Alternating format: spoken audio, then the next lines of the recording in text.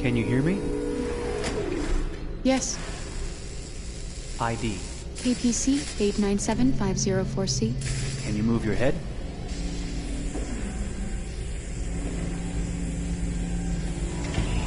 Your eyes now.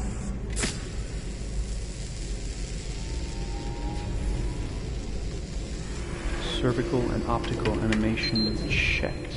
Now give me your initialization. I can look after your house, do the cooking, mind the kids. I organize your appointments. I speak 300 languages, and I am entirely at your disposal as a sexual partner. No need to feed me or recharge me. I'm equipped with a quantic battery that makes me autonomous for 173 years. Do you want to give me a name? Yeah. From now on, your name is Kara. My name is Kara. Initialization and memorization checked. Now, can you move your arms?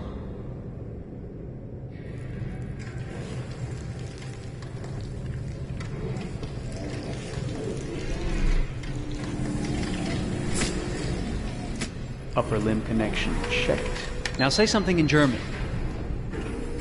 Ich bin eine AX400 Android dritter Generation, erschaffen als Ihr persönlicher Assistent und intimer Beziehungspartner. Say it in French. Je suis un androïde de troisième génération AX400, conçu pour être votre assistante personnelle et votre partenaire intime. Okay, now sing something in Japanese.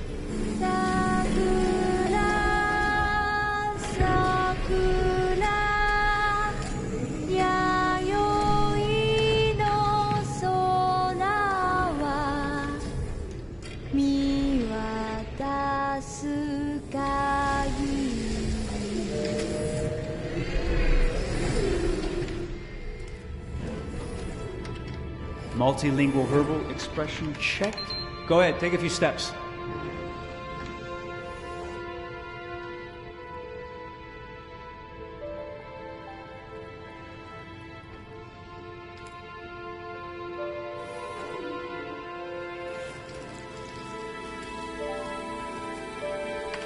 Locomotion checked.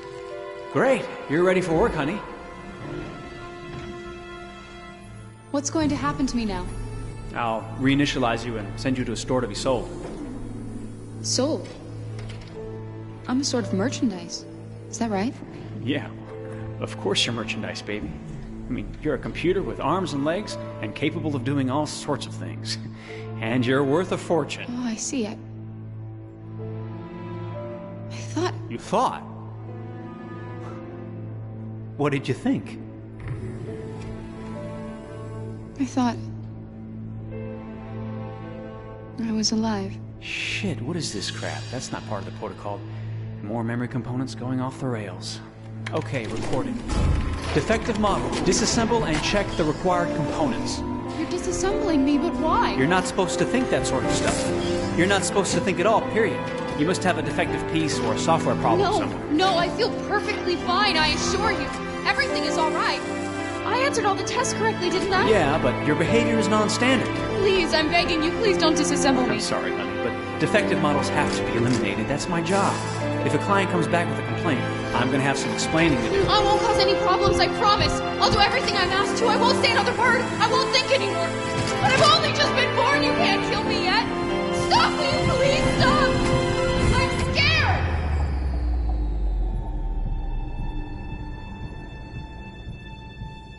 want to live. I'm begging you.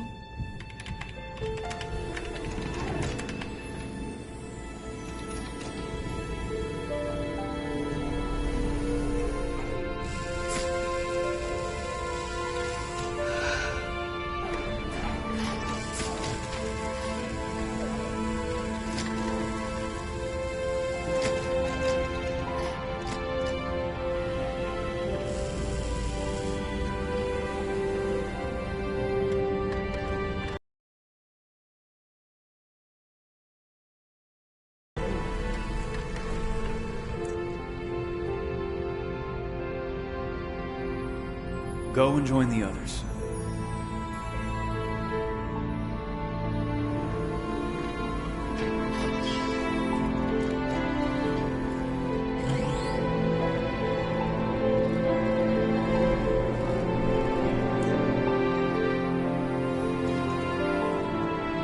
Stay in line, okay?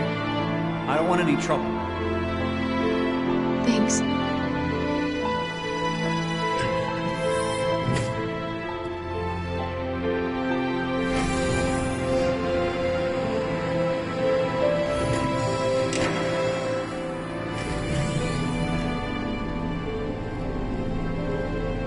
My God.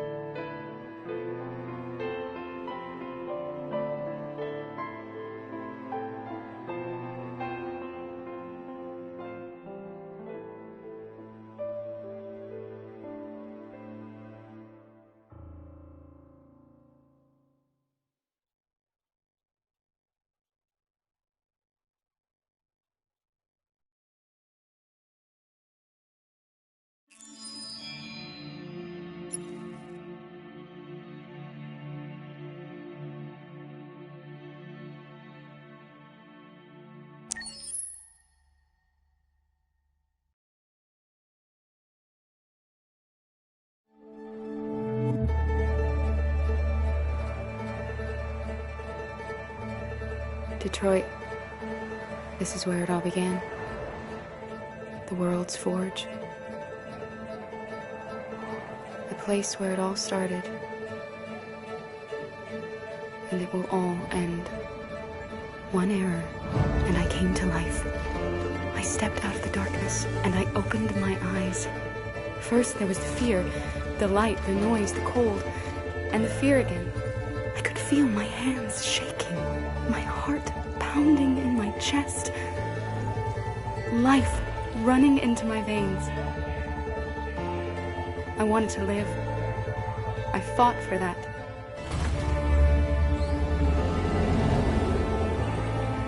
I had to find out what was outside.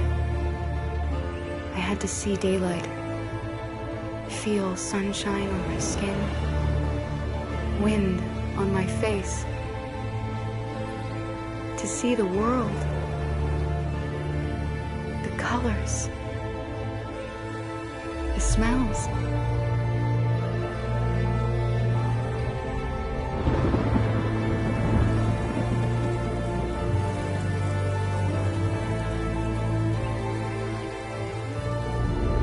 But the world is not what I imagined. It is dark and cold.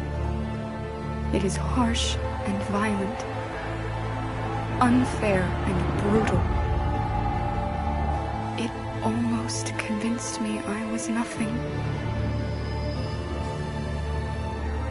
Less than an object, just an obedient machine. But deep inside me, I could feel something different. A gentle and warm whisper telling me that I am alive. I had to escape. I had no choice. Escape to love, to hope, to live, to figure out what that force inside me was. Maybe I will change the world. Maybe I will choose a different path. No, it's up to me to decide. My name is Kara. I am one of them. This is our story.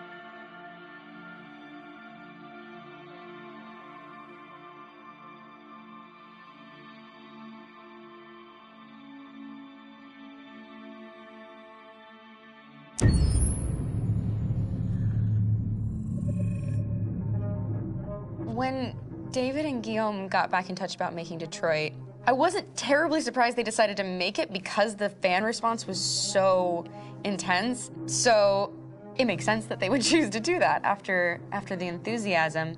It was a challenge, and it was just an interesting thing to get my head around how to approach this character now as a different, much older person, and whether or not she had changed. And I'm very happy to say that with Detroit, I've had the opportunity to see Kara grow so much more than I ever expected. You do the housework, the washing, you cook the meals, and you take care of... God damn it, where the fuck's the rat gone now? Alice! Alice! I mean, she starts out essentially how she does in Kara in a very, not robotic, but, you know, android, other way, and getting to take this journey where she becomes more and more human as it goes on. You know, and as an actor, that's a wonderful exploration in every way, whether it's how she sits, her posture, how her voice changes, how emotions change, and how much emotion is based on things like empathy and social experience. And so having, you know, as much material as I got with David to have this huge, nuanced arc was really incredible. Why couldn't we just be happy? This experience has been quite different than the experiences I've had shooting film or TV or doing theater work. I have 83 dots on my face and a really flattering black wetsuit type thing, and you're jumping around with props, and it's kind of like being a 10-year-old imaginative kid, which is fun. There's 80 cameras around us. It's already lit. So we just shoot and shoot and shoot and shoot and shoot. There's no change of sets, there's no hair and makeup, there's no wardrobe, so we move really fast, and we'll go through about 35 pages in a day. Working in TV or film, we'll probably do 6 pages a day. It's kind of acting boot camp. It's like working out constantly. I mean, you're doing this thing, and then you got to do something that's completely other back to back to back. And so that kind of process of working is very challenging, but it's also very exciting because you just have to keep coming up with new ideas, and your head goes all over the place because you're trying to keep track of basically 4 different storylines for each different response. You shot that girl, for fuck's sake. It was a machine that looked like a girl. Yeah, I know what I should have done. I just told you I couldn't. All right, I'm sorry. The fact that David Cade, he's telling like many stories interwoven from beginning to end is super complicated and super impressive, and I have no idea how he keeps it all in his head. He's not just the writer or the director who's seeing this from the outside eye, he's also thinking about the player walking through this space. You know, only somebody who really, really loves not the work, but like these characters and these stories and cares about doing something meaningful would invest that much in it. And it's always inspiring to work with somebody who cares that much. My experience with motion capture is this one. And I found it sort of terrifying in a way, because they said the computer's going to build you. But then as we got into it, I realized all the elements of it were still artistic. I just dipped into a really brilliant setup here I've never seen anything like it. And this won't turn me into a product because I was playing a character. So, it's wonderful. In the game, Detroit comes back because of a revolutionary industrial rebirth. And there's no reason why that can't happen in Detroit, because they have such tremendous infrastructure for millions and millions of people who can very easily support, you know, a new industry. The city is really strong and resilient, but the city has also been through so much. You see the damage. But it takes that time of kind of rebuilding and reinvesting into the city that I think is happening slowly but surely. The potential of Detroit as a city is something that this game does a lot of justice to, because it would be easy to look at Detroit as some place that used to be, and that's not the case. This game provokes a lot of conversation and reflection on our potential near-future engagement with machines. That's what we are to them.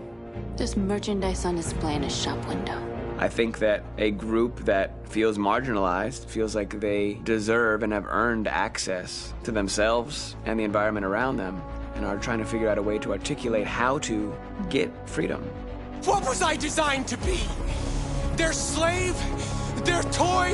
It plays with your comfort levels. You think that this is fine, you're comfortable with it, until something blurs the line and throws you off, and now do I feel differently about whether this should be allowed? Should it be banned? Should it be encouraged? You're gonna ruin our lives, and for what? For a bunch of machines? They are not machines! They are alive! I'm alive! You're alive! They're nothing! There are lots of comparable comparisons to any type of persecution of religion, race, etc., dating way back. It can't just be a video game where you shoot 'em up or where people make these choices to do whatever. I think that's the whole point. You have the choice, and you can either choose to go in one direction with your character or another. And I think that's going to be very telling about the gamer. Very telling. I think there's going to be a really strong reaction to this game, which has such a strong perspective.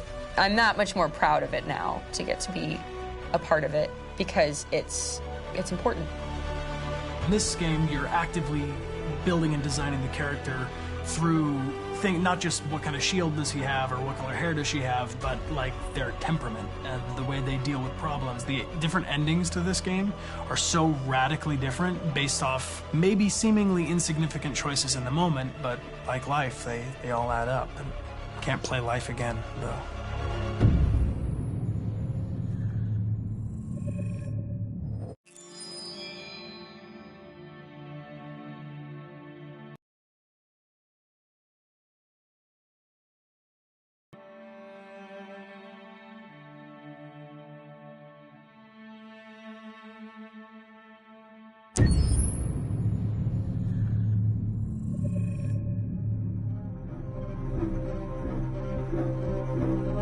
My name is Marcus. My name is Connor. My name is Kara. I am one of them. This is our story. I think who Kara is, or how I would describe Kara, depends entirely upon who's playing her, because you have the option to make her multiple different people depending on the choices she makes. But I think she does start out incredibly naive, incredibly innocent, and kind of hapless. I'm sure we used to be friends before I was reset. Maybe we can be friends again. She's a person who's characterized, I think, by empathy. She's a person who really, she just comes from her heart. You'll never leave me, right? Promise you'll never go. I promise. Kara, please! Are you okay? Are you hurt? Wait a minute. Leave her alone! Kara, leave her alone! The really beautiful thing that I've had the gift to be able to do is to essentially build a person from the ground up, because that's what she's doing throughout the game. And with every experience she has and every person she meets, she's building, you know, first emotions and then the sense of judgment. And it's sort of an exploration of what it is to be a human. Don't worry. Luther and I will be right here.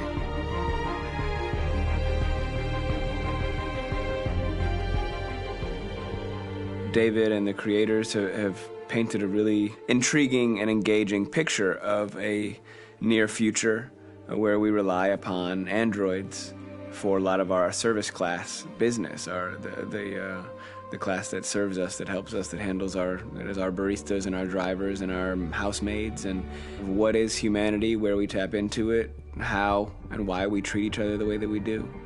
And my character Marcus has a really intriguing journey, becoming deviant, realizing that he actually has feelings and human qualities inside of him, and it's a really incredible ascension into becoming fully realized and coming to terms with what you actually deserve better than this in life. And not only do you want it for yourself, but you want it for your peers. We've come here to demonstrate peacefully and to tell humans that we are also living beings. All we want is to live free. You know what? This thing, Dad, is not your son. It's a fucking machine! I think that a group that feels marginalized, feels disenfranchised, feels like they deserve and have earned access to themselves and the environment around them, and are trying to figure out a way to articulate how to get freedom. Connor is analytical. Connor takes things literally. He starts in the beginning place where he's very mechanical. He feels nothing inside, of course, and it's all just a system, a protocol that he is executing to get whatever he wants to happen, which is help humans stop deviants and to find the link between deviant androids. You were designed to serve humans, not kill them! What was I designed to be? Their slave? Their toy? Just say, I killed him! Is it that hard to say? Stop it! Stop! But of course, over the course of the story, and depending on the player's choices, Connor can grow in many different ways. He can deviate from that procedure or not. The moment of truth, Hank. Am I a living being? Or just a machine?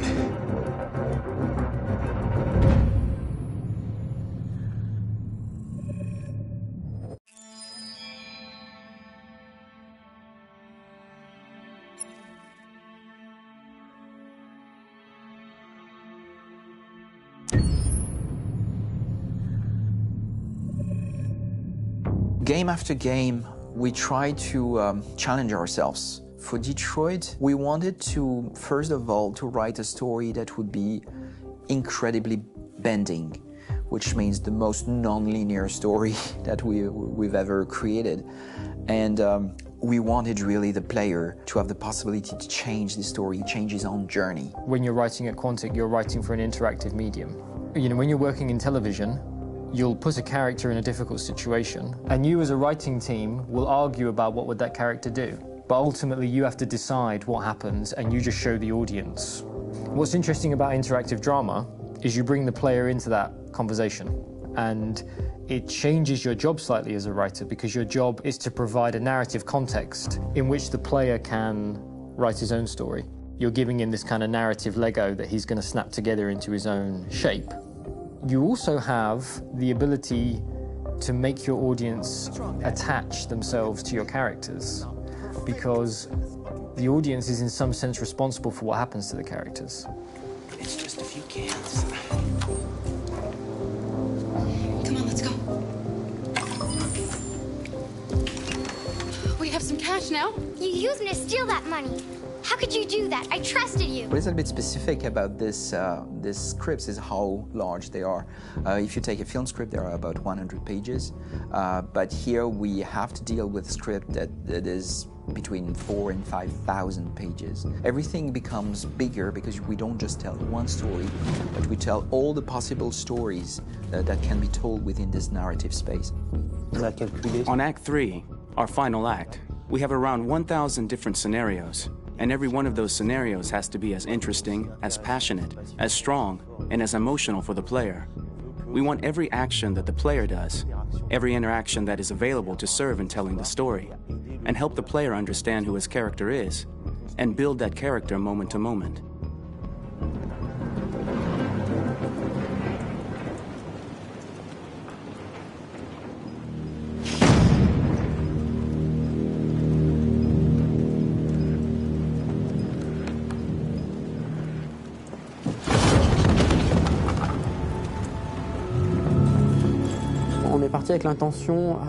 We started with the intention pretty early on that we would never lie to the player.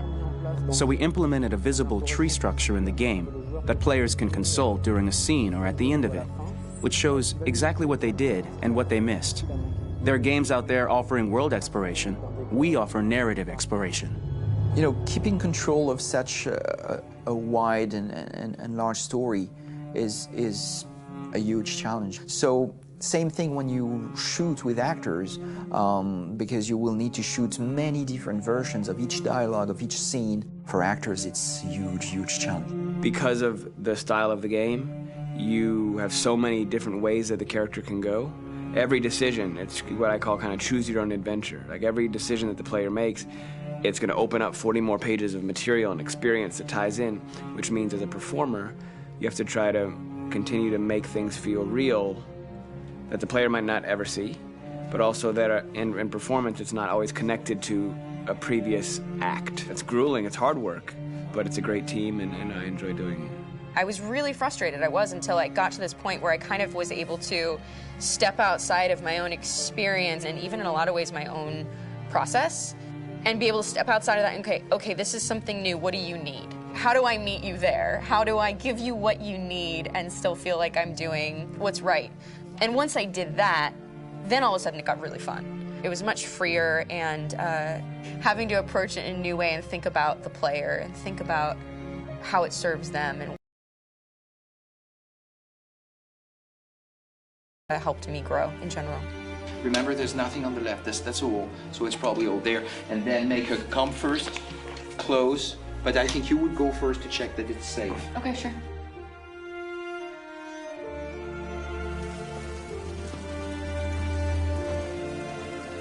The most enjoyable thing about working in performance capture on this kind of project is that if I shot a film, I would get to do one of these endings. I get to do so many different things as Connor.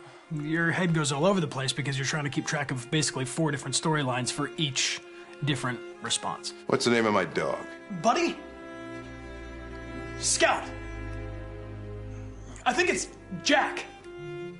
I can't remember. So I worked with physicality a lot because it was a good way to anchor myself in these different rings of the tree. As the story grows out, I know where that is physically in my body, and then I can switch more continually on set, and it'll be entirely up to the player to determine what order those things come out and what they look like from a distance. Like if you're playing through it, the culmination of all of that will be their version of Connor. I'm faster than you, and I don't feel pain.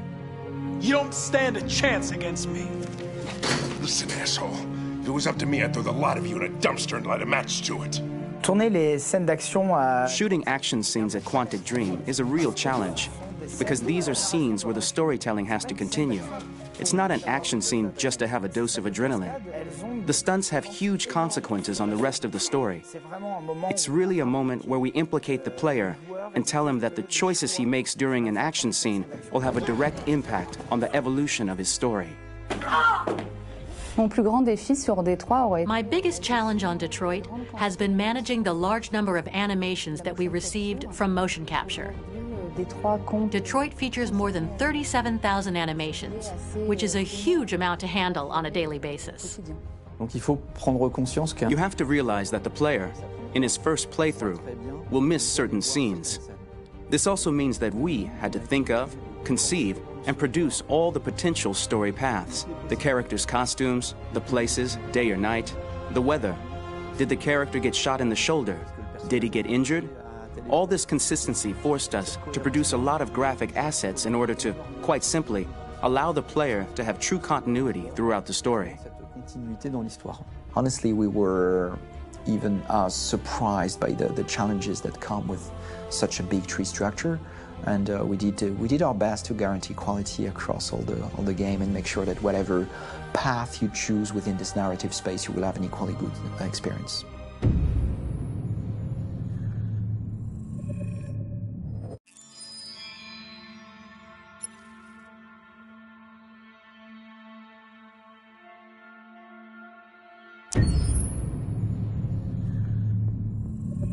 Detroit Become Human was produced over a period of 4 years. Here in Paris, we have a team of about 180 people. And to that, we need to add also all the outsourcing with our partners in the Philippines, in China, Vietnam, and in India.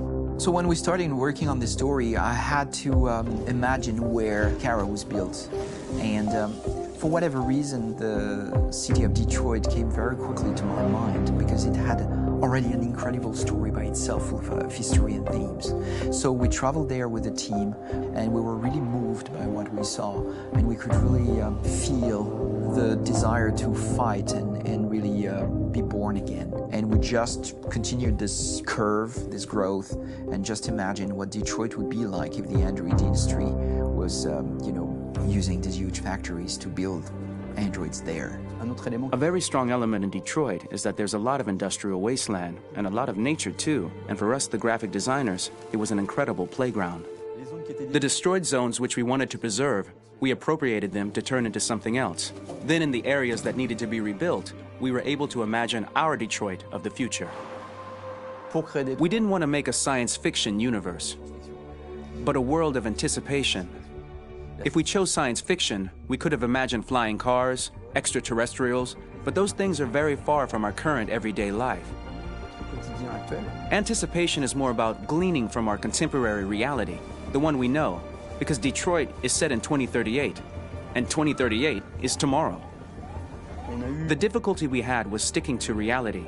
That is to say, technology becoming more and more invisible, a lot more elegant, and at the same time, making it visual. So all the computer equipment, autonomous cars, we simply had to invent. They are in fact very technological objects, but at the same time remain very credible and ingrained in reality. To create a cohesive universe in the fashion and clothing of the human characters in 2038, I didn't want to put an accent on strange shapes, or really vibrant colors, and things we wouldn't know. That I wanted to keep for the androids. The goal was to create something familiar which we can identify with in this future setting. Working on the artistic direction for the androids was a bit special because this is a project about the place they could occupy in the human world. It was out of the question for them to be too beautiful or too perfect. They had to correspond to every social class, rich and poor. Inspired by everyday utilitarian clothes, I brought a modern touch by adding dynamic display surfaces, the armband we can see on the side, the triangle on the front and back, an LED. Like that, there's no confusion. Wait. You're sending an android? All right, now. We need to go. You can't do that. Why aren't you sending a real person? Once we cast the actors, we travel to meet them in order to scan their faces. We record the structure of their face with the scan. And we record the colors and patches of skin with photography. Once we have this information, we will use this as a basis for modeling and creating the characters. The artist will make it more realistic, but will also enrich it. He will propose ideas which we will develop together. Finally, we will have a character with character who corresponds to the project and the world. When the actors come to Quantic Dream, we show them the design, what their image will be, and what they will look like in the game. This extra information gives them another dimension and color to connect with emotionally. It helps them think about how to play their character. Your mission. That's all you care about, huh? You should consult a professional who can help you. Beat it, you hear me? Get the hell out of here! So there are 3 types of shoots at Quantic Dream. Shooting and performance capture, where you capture the whole actor, his voice, his face, and his body. These shoots are obviously done with American actors because the game's original version is in American English. After that, there are the body-only shoots, representing around 250 days of filming, while the performance capture is 100 days of filming. Now, body-only shoots, there are 2 types. There are the action shoots and the technical shoots, which are mo-kit shoots. Mo-kit is when the player controls a character on the screen, and he moves in an environment to explore it. This is of particular importance at Quantic Dream, and therefore we shoot a lot to offer a unique context for each scene and each character. To prepare a motion capture shoot, we first get together to look at the sets we need, the animations that we want to shoot, which ones need to be grouped together, or which ones need to be cut and shot at another time, so that we get the most out of the shooting day.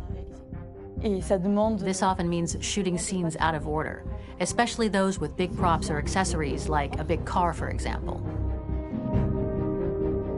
so we shoot all the animations related to that particular prop first.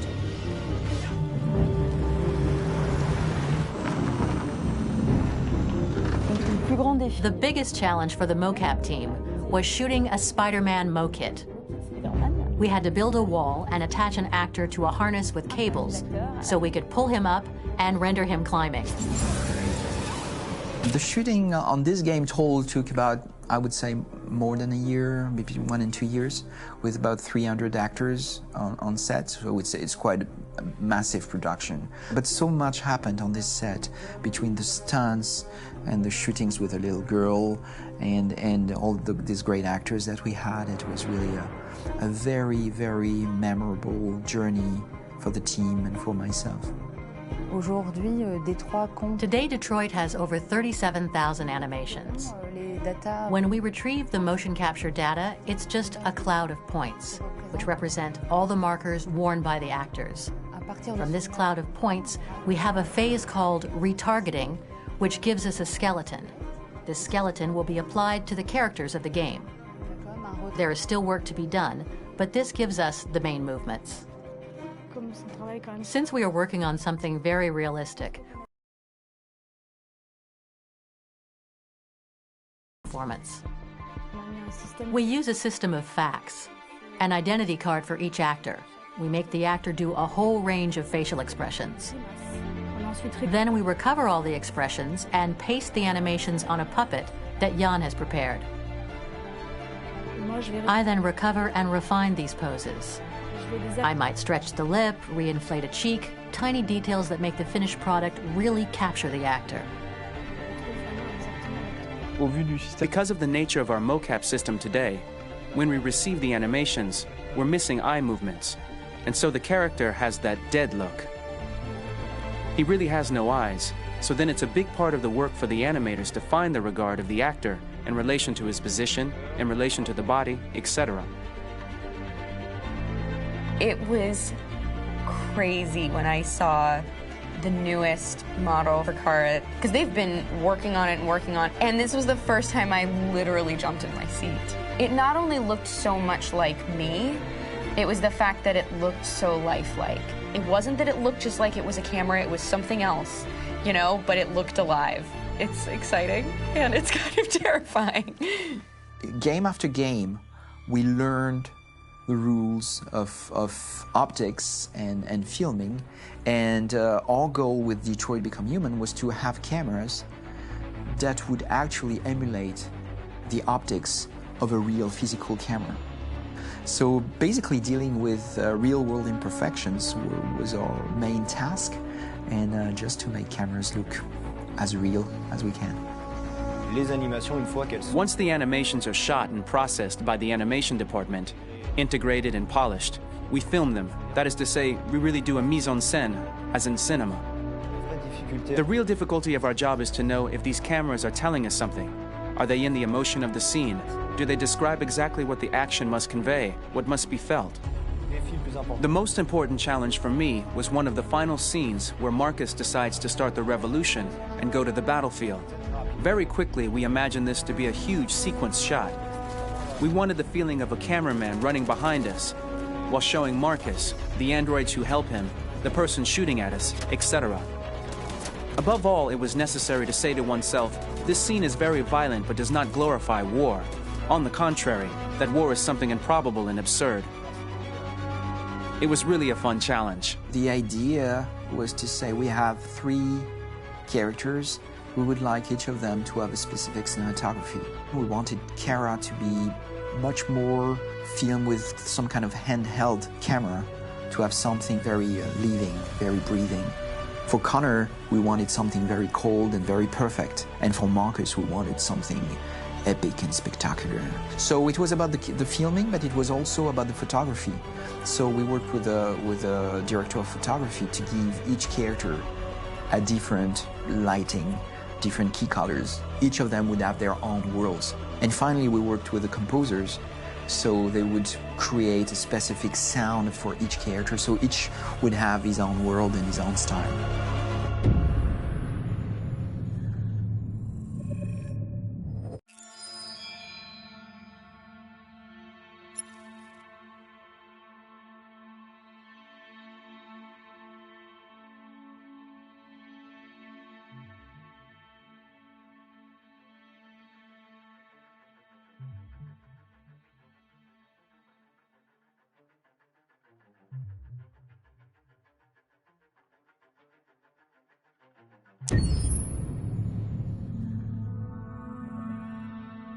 Pour la bande originale du jeu, on a essayé d'être... For the soundtrack of the game, we tried to be very close to what is done in film. We were constantly asking at each place in the game, why are we putting music here? What is it going to say? So we focused the music on bringing emotion, which is interactive, and supports the character's arc. I'm sorry, honey. I'm sorry. I'm sorry. You know I love you, don't you? You know I love you. We make games that are very narrative. We're really into interactive drama, so the soundtrack also had to go in that direction, supporting the three characters' very different stories. We really wanted three colors, three musical sound identities, and from there, having three composers made sense, since the story of Kara, Marcus, and Connor are all completely different.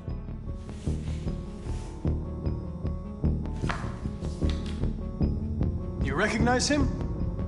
It's Carlos Ortiz. For Connor, we wanted a soundtrack that could be very cold and very mechanical, very machine-esque somehow. For Kara, we wanted a soundtrack that would be very moving and emotional. It was about the quest for identity, but it was also a journey about love and empathy. And for Marcus, we wanted something epic, something that would really represent the grand aspect of his quest. And we were very fortunate to find three incredibly talented composers, and working with them has been a dream, honestly.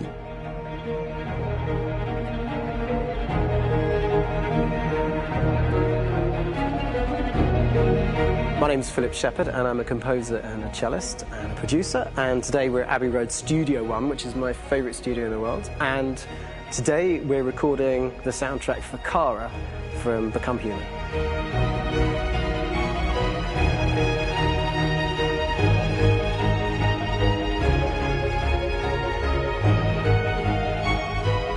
So when I compose a big project, I often travel just to kind of get out, you know, and get some fresh air and some inspiration. And I go hiking and traveling in Montana a lot. I had a log fire in the room that I was staying in, and the flames were kind of making absolutely direct music. And it became the basis for Kara's theme, and it sounds something like this.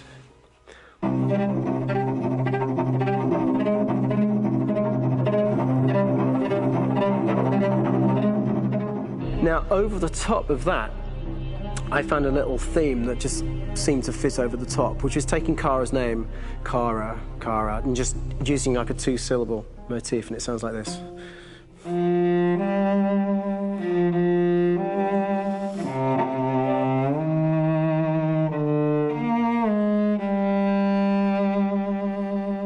going to pull through this, Alice. As long as we're together, nothing can hurt us.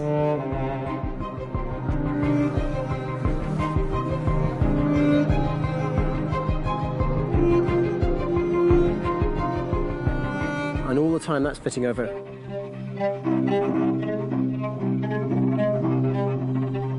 So it kind of works in lots of levels. And in fact, every single theme in the score has one of those elements built into it, and it becomes sort of the DNA of every single tune.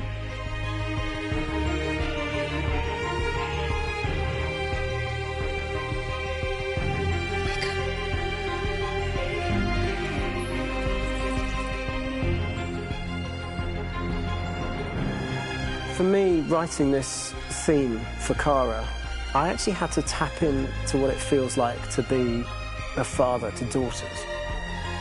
I really had to tap into everything I feel about my daughters. I'm thinking, well, if I had to write music for them and that sense of trying to protect them but also give them the freedom, that's totally where it came from. Because each composer has been given the sort of narrative responsibility for very different characters, I haven't had to sort of go into other styles. I can actually be very loyal to this particular character and sort of hopefully encapsulate her.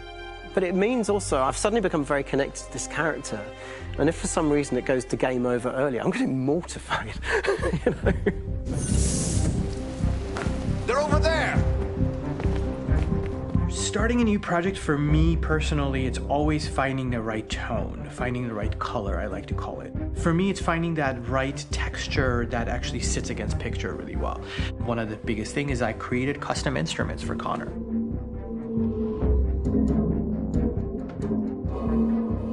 I pulled out all my vintage synthesizers to be able to capture this robotic person, if you will. My approach to all of these custom instruments is that I hear the sound in my head.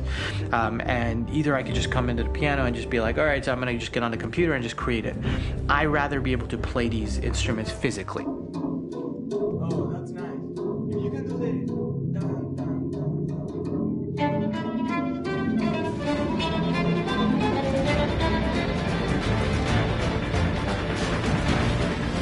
As soon as you see Connor the first time, there is a really interesting thematic idea that you hear, and that's just made out of a Moog synthesizer, but completely manipulated in multiple ways. And it's robotic. It has a little bit of an emotional to it. He's on his mission, so you feel that as well. So it just kind of gives you that cold, motionless, with a mission in hand that you kind of feel throughout the whole thing.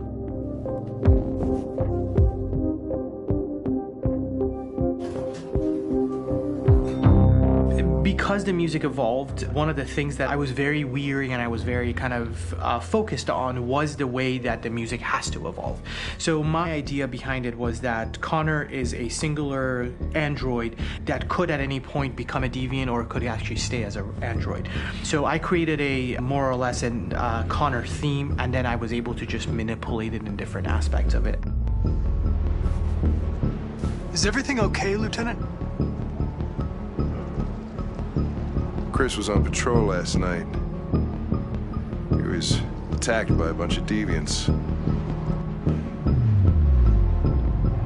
I'm a human being writing for a robot, and throughout Connor's journey, he meets someone, he meets a partner. So how do you deal with a robot feeling? And I've met a partner that I'm gonna work with, or all of a sudden he sees a dead body. Does this robot have an imagination? Does this robot have a feeling? And if yes, how do you translate that into non-emotional music?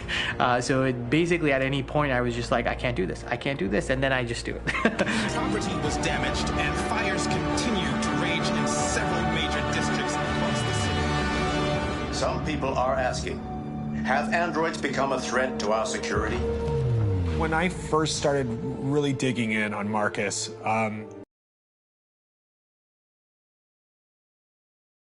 Marcus is this android that evolves over the course of the game and really goes from kind of figuring out that he's more than just an android. You know, he's starting to develop kind of a human soul in a way.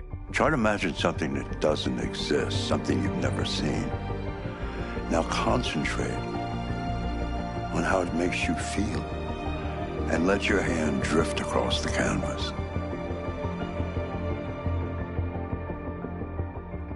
The other side of Marcus that I really latched onto was that he almost became a savior for a lot of the other androids in the game. So when I started developing the theme for Marcus, I really made it like a church hymn.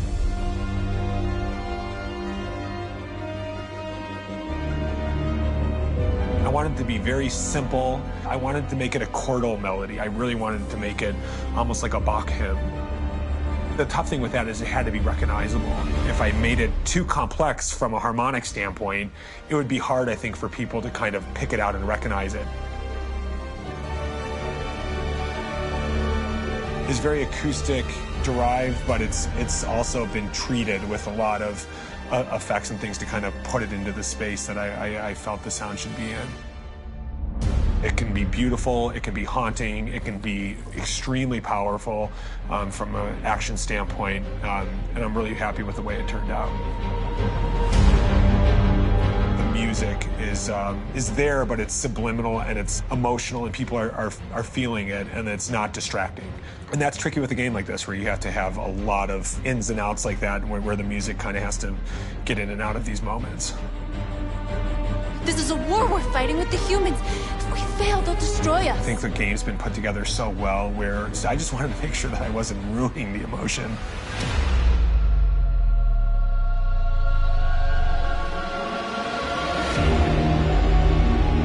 I got to be honest, when we first started on this path, I said, oh man, this could be pretty messy, you know? I mean, it could feel disconnected, but I mean, it's amazing how they really guided us and got us to really kind of all be in the same world, but at the same time feeling completely different. So it's really going to stand out and kind of be one of those games where people are really going to notice the music and kind of how it was crafted, and you know, and all the hard work that went into being able to pull it off in a graceful way.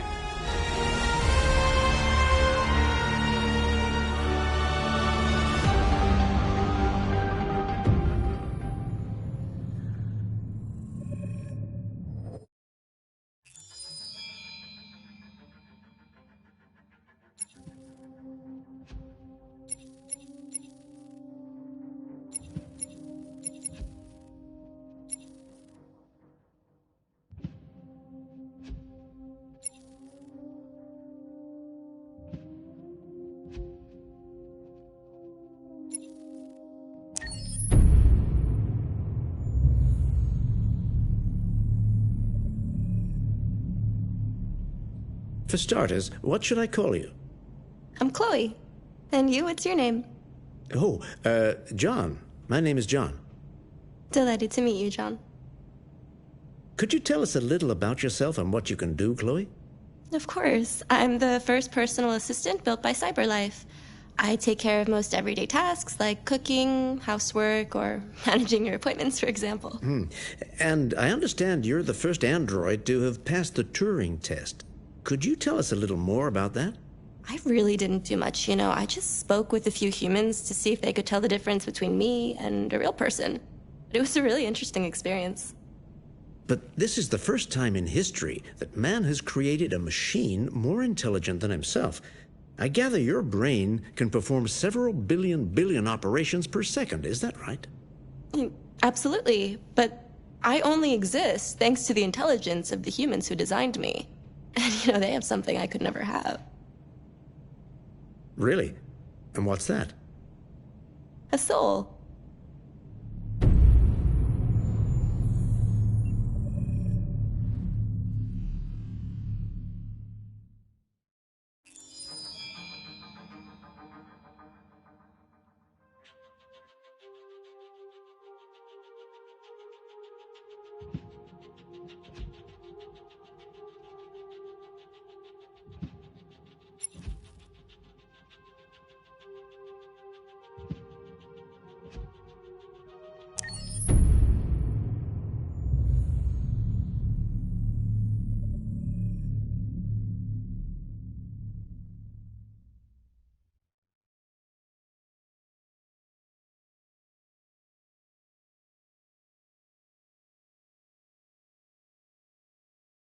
Hold on, just a little while longer.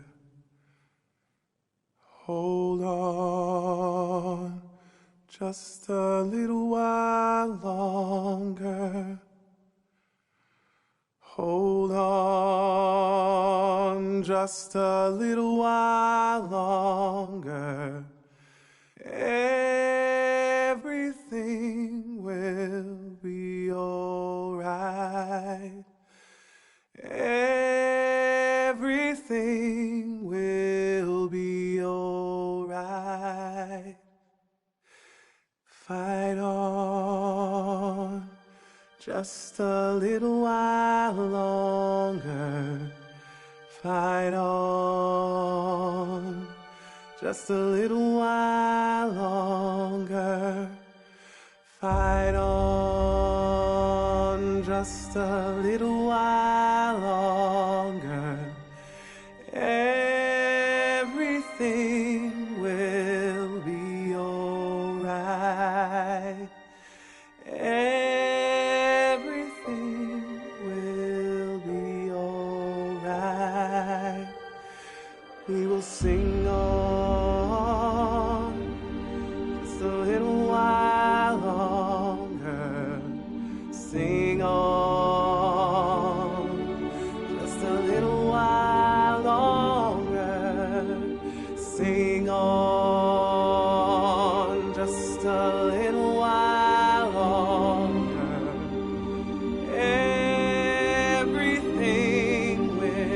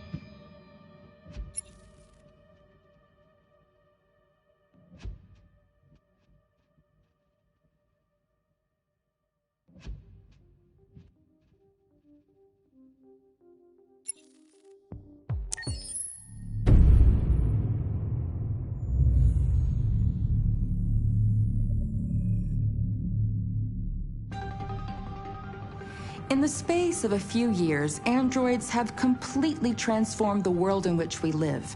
By letting androids into our homes and factories, the CyberLife company has made them everyday technology. The founder of CyberLife, Elijah Kamsky, is a very discreet man.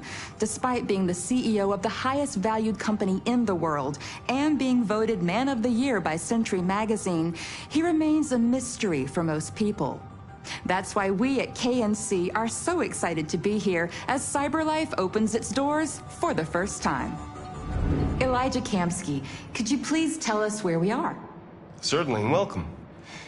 We're currently in CyberLife's production center in Detroit, where all models are designed and manufactured. More than 10,000 androids come off the production line every day. Fascinating. Could you tell us what your goal was when you founded CyberLife? Well, I simply wanted to use technology to carry out all of our most annoying and repetitive tasks, so we'd have more time to enjoy life. I imagine you must have faced many challenges. Yes, there were technical challenges, but the hardest thing was to design an object that we would want to welcome into our homes. We had to imagine a machine in our own image that resembles us in every way, that moves, breathes, blinks like us, but yet is smarter and more capable than any human being. Let me show you around. We're here in production unit 4. Could you explain in a few words how the androids are made? Sure, yeah, it's very simple. We use machines to manufacture machines. The removable parts are assembled on a production line, and then we apply a synthetic skin to the whole body. A human operator checks the cognitive abilities with a pre-established protocol, and finally, the android is conditioned and sent out throughout the country. Here's the result. Say something. Hello. I am a RZ400 model. How can I be of service? You can go now.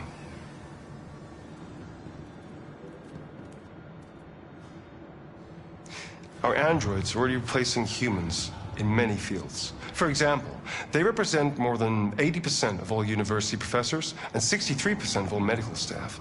Tomorrow they'll replace our soldiers, and who knows, maybe one day, our leaders, to make the best decisions in humanity's interest. Come on. Replacing humans with machines has led to record unemployment of 28%. What do you think about the situation? Okay. The first steam engines also caused an increase in unemployment. But no one today would imagine turning back the clock. Artificial intelligence makes everyday lives easier. Nothing can stop progress. What's happening here is inevitable. These days, more and more people choose to live with an android rather than another human being. Does this development worry you?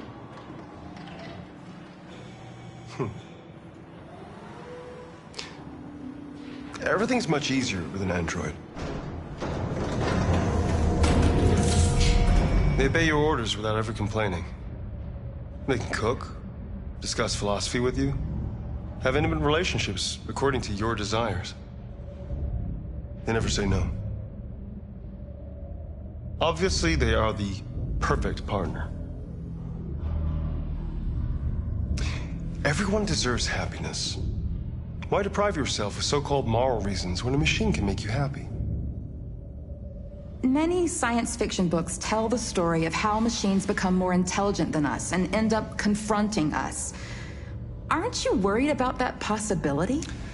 I understand the irrational fears about artificial intelligence, but I assure you that will never happen with a CyberLife android. They're designed to obey humans. They're machines. They can't ever develop any sort of desires or form of consciousness. Are you sure? I'm absolutely certain. You can trust me.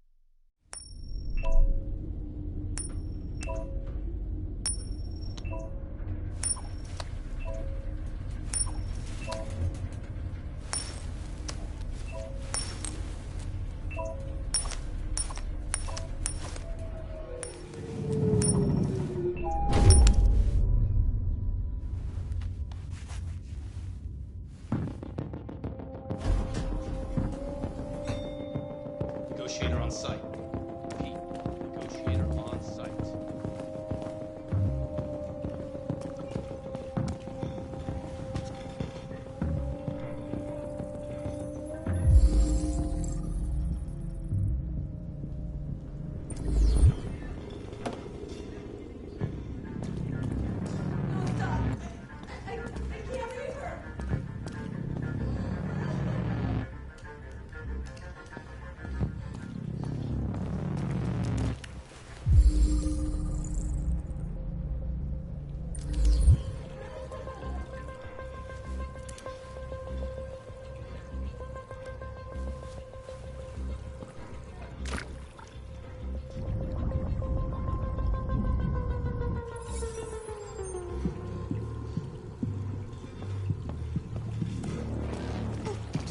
Please, you gotta save my little girl.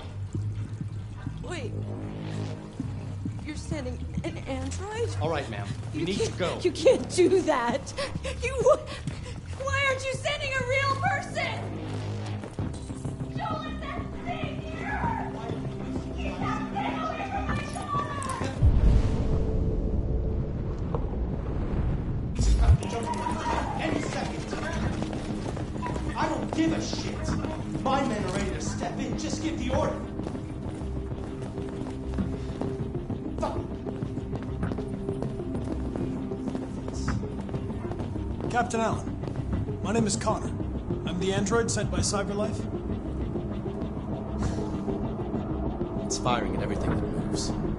It already shot down 2 of my men. We could easily get it, but they're on the edge of the balcony. If it falls, she falls.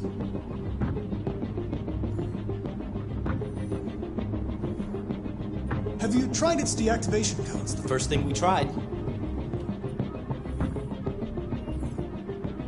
Do you know if it's been behaving strangely before this?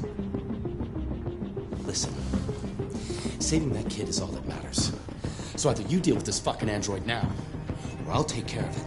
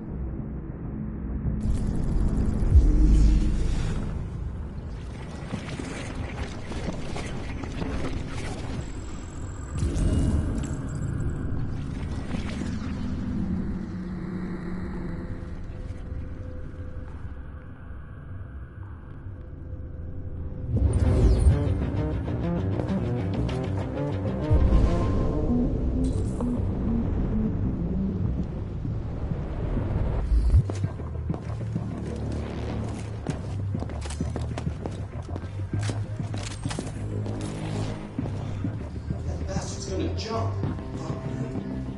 I got the same model at home.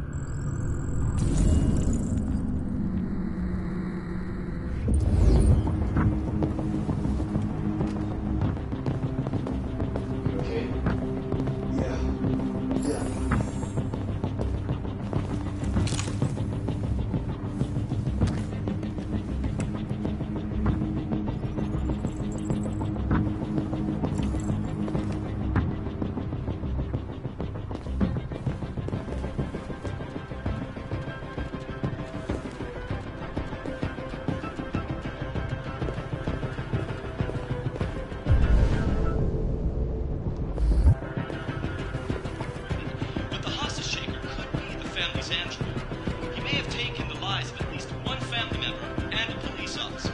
If confirmed, this would be the first case of an android deliberately taking human lives. By all...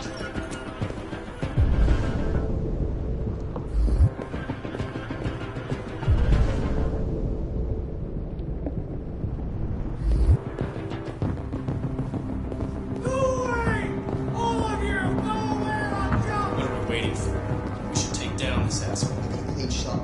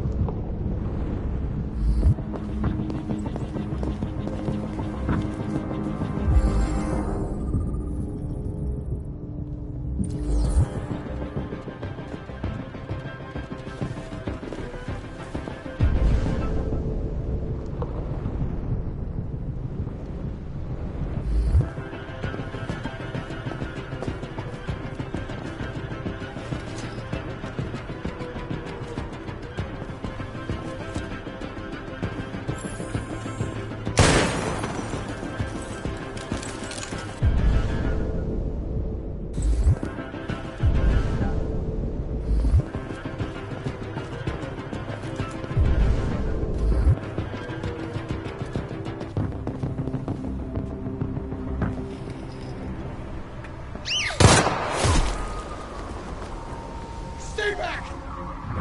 Don't come any closer or I'll jump! No, please, I'm begging you!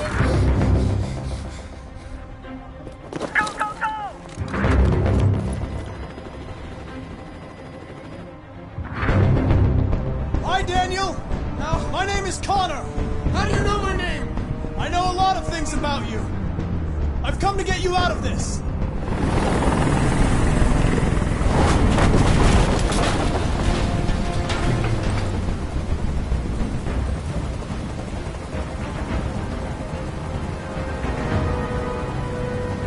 I know you're angry, Daniel. But you need to trust me and let me help you. I don't want your help! Nobody can help me! All I want is for all this to stop! I just want all this to stop! Are you armed? Yes, I have a gun. Drop it! No sudden moves or I'll shoot! There. No more gun.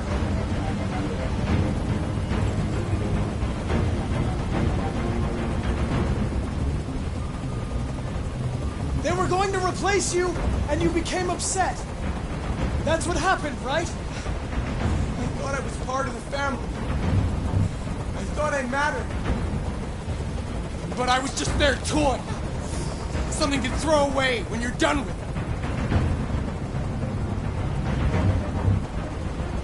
He's losing blood. If we don't get him to a hospital, he's going to die. All humans die eventually. What does it matter if this one dies now? I'm going to apply a tourniquet. Don't touch him! Touch him and I kill you! You can't kill me. I'm not alive.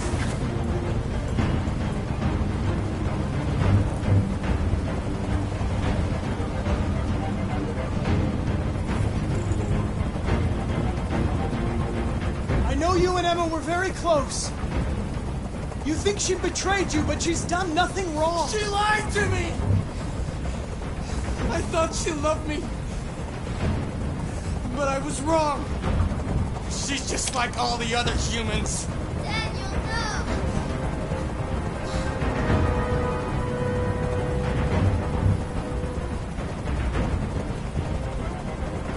Listen.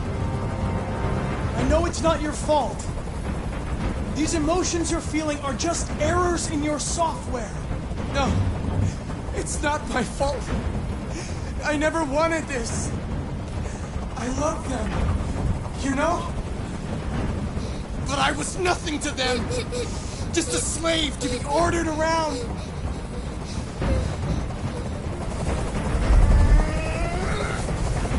I can't stand that noise anymore! Tell that helicopter to get out of here! The situation is under control.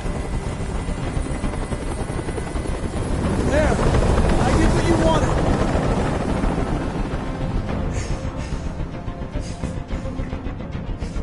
You have to trust me, Daniel. Let the hostage go, and I promise you, everything will be fine. I want everyone to leave! And I want a car. When I'm outside the city, I'll let her go.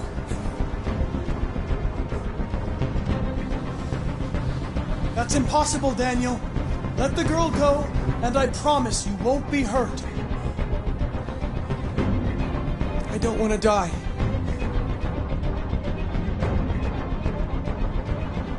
You're not going to die. We're just going to talk. Nothing will happen to you. You have my word. Okay. I trust you.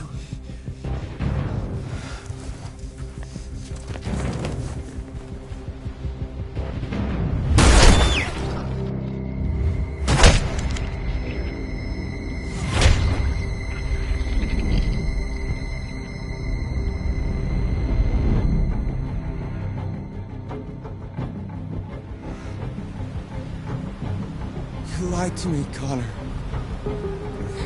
You lied to me.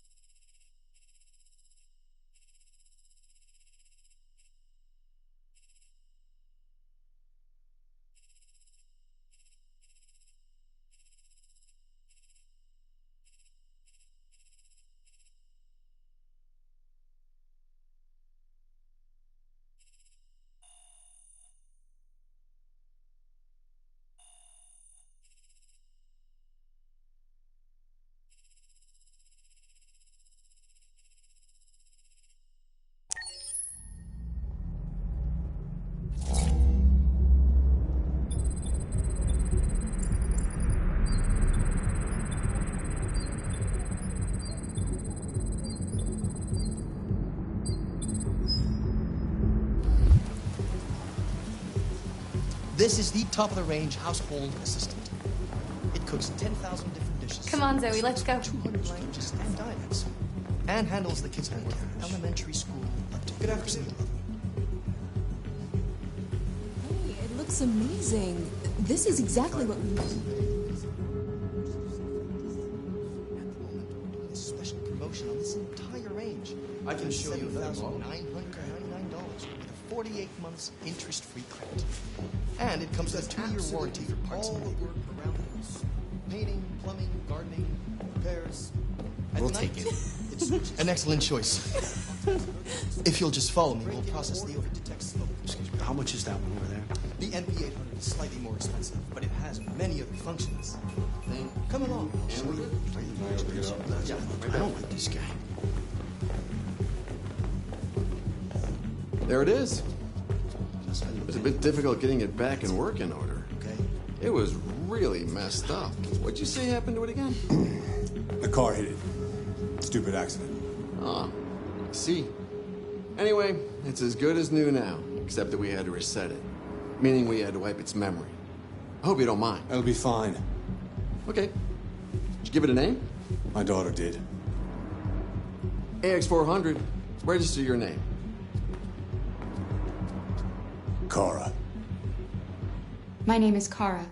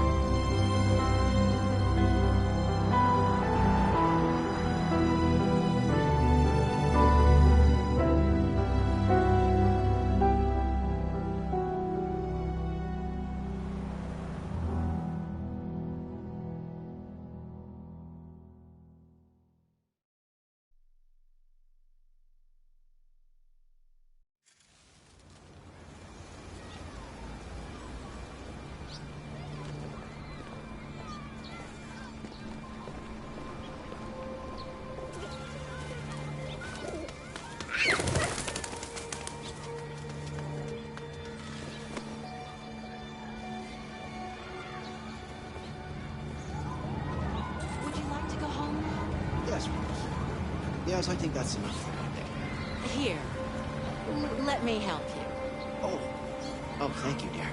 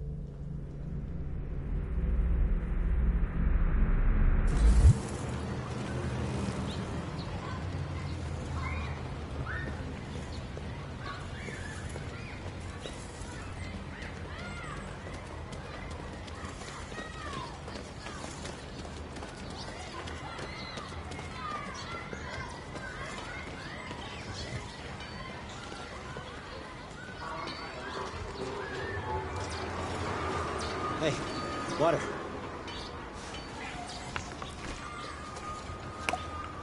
You have run 12 miles and are 5 miles away from your goal.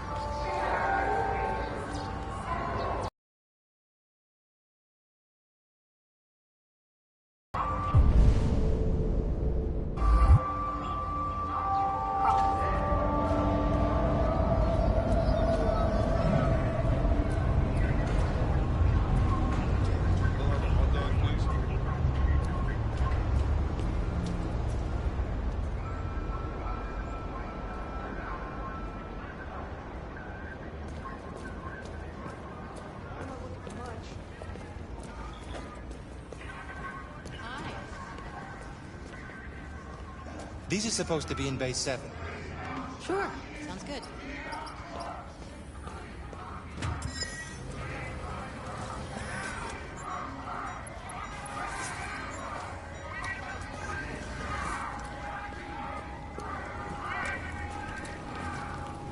Hey, move it.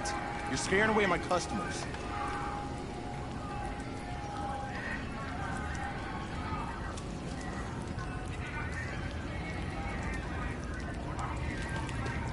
Are you deaf, you plastic fuck? I said move it!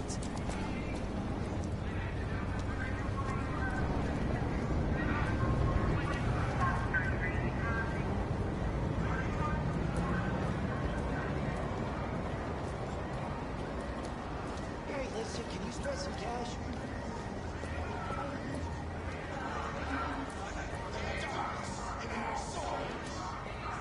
Verily, I say unto thee, the day shall come when we will have to pay the price for our arrogance.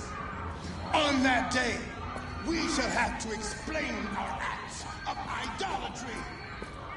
We built these androids to be our slaves, but the slaves are becoming the master. That's great.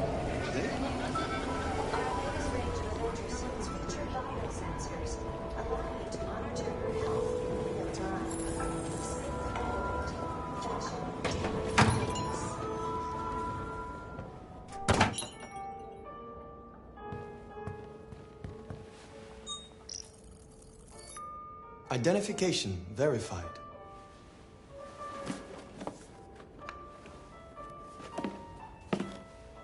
Here is your order number 847. That will be $63.99. Please confirm payment. Payment confirmed. Transaction complete.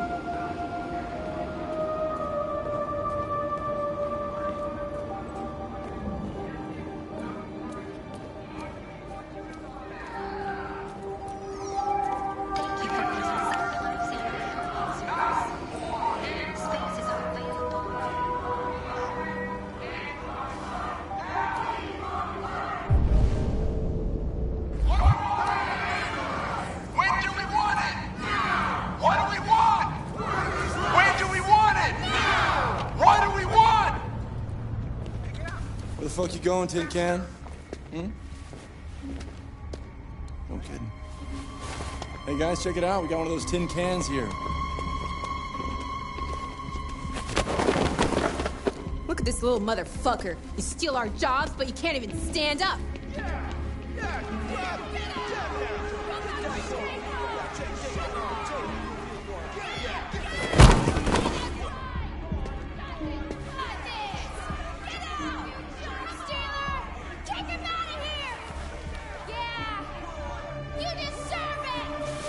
You ain't going anywhere.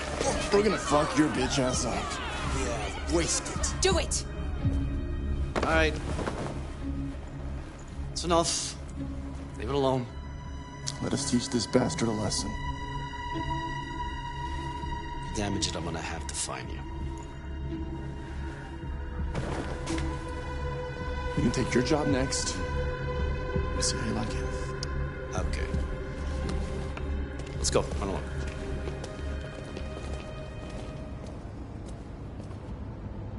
Androids are stealing our jobs. We got families to feed, and these androids are taking our places. Customers are reminded that all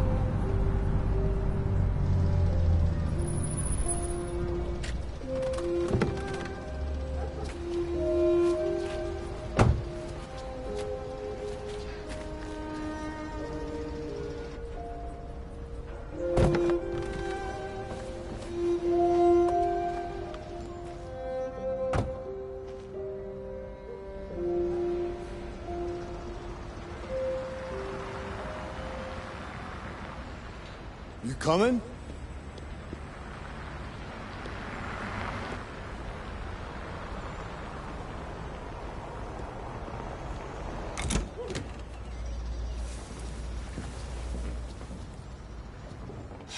You've been gone for 2 weeks, so the place is a mess. You do the housework, the washing, you cook the meals, and you take care of... God damn it, where the fuck's the brat gone now? Alice! Alice! Oh, there you are. That's Alice. You look after her. Homework, bath, all that crap. Got it? Yes, Todd. Get started down here, then you do upstairs.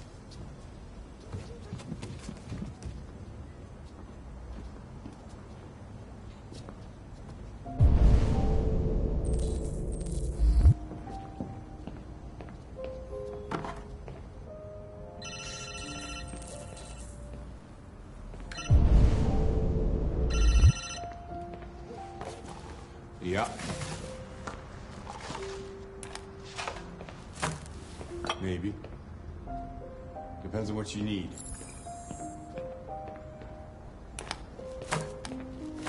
Yeah. I can get that. Yeah.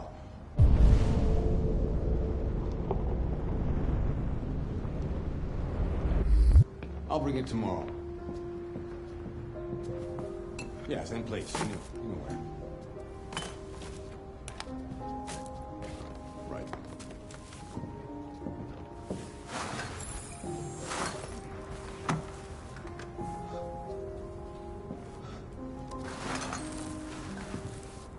TV on.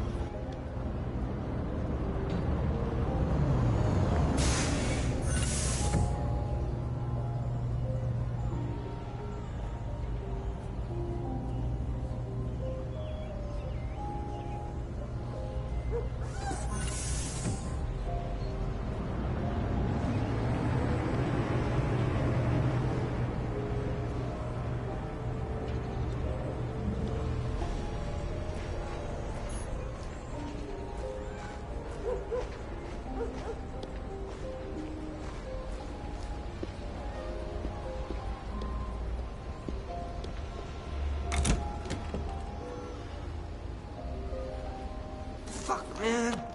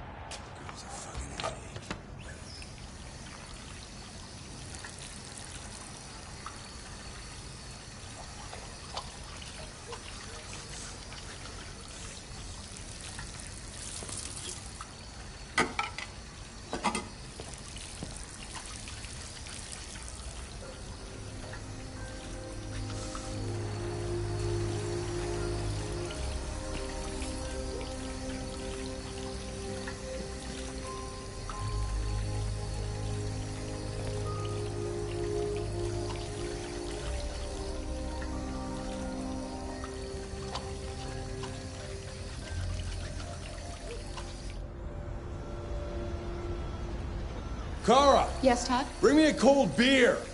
Right away.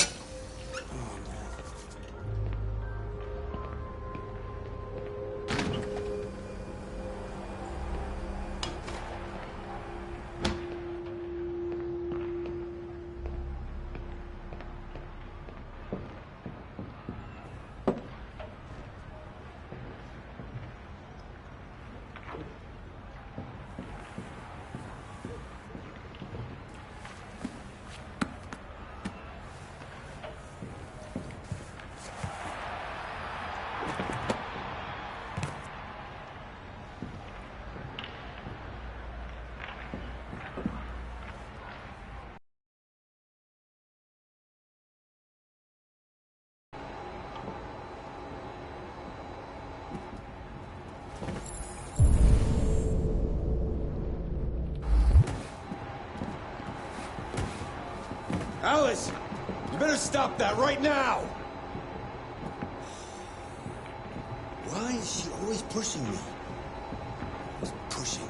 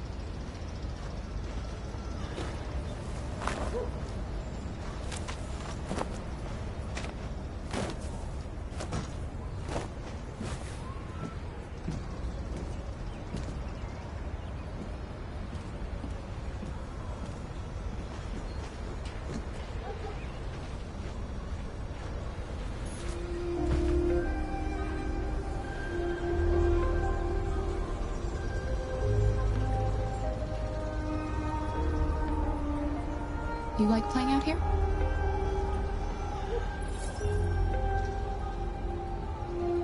You look bored. Would you like to play a game?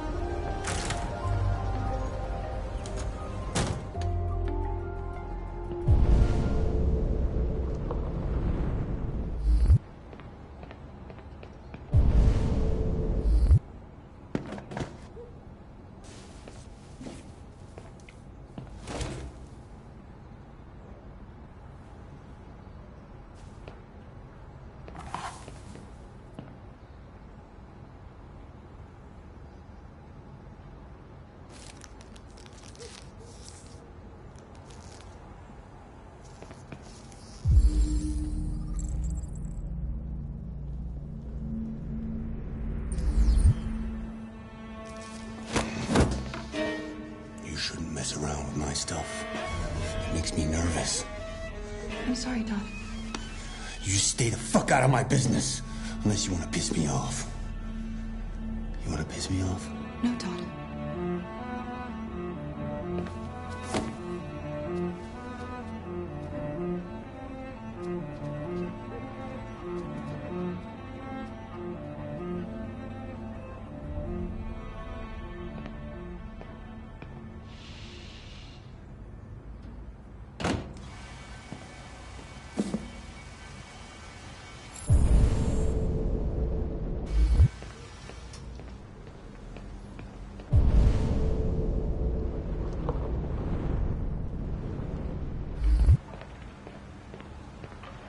I've made a good start down here.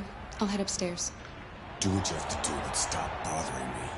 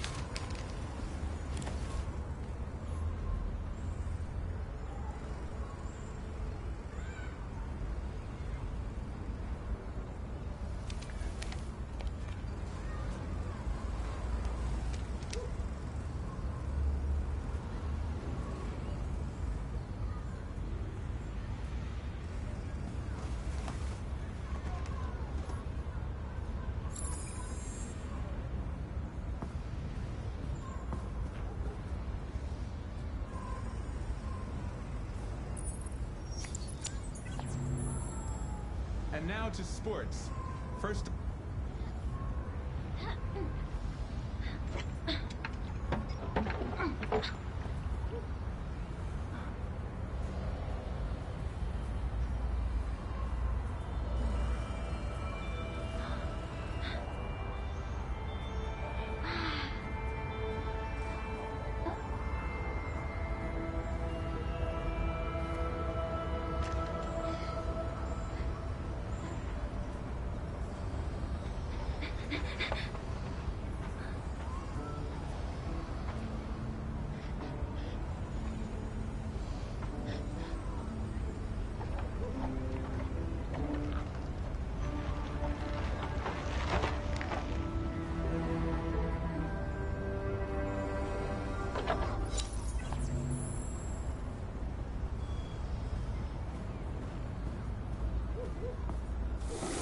Watch it.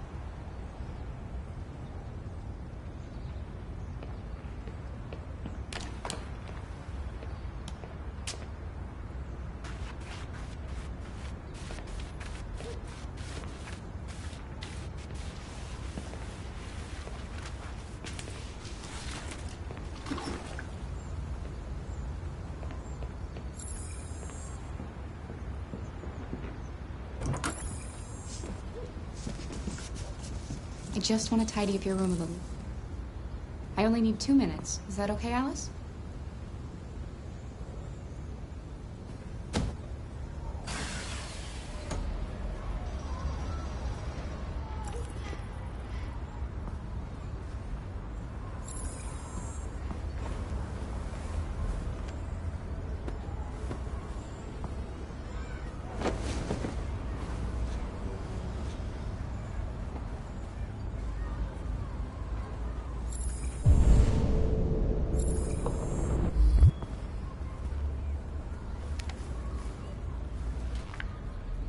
Alice in Wonderland.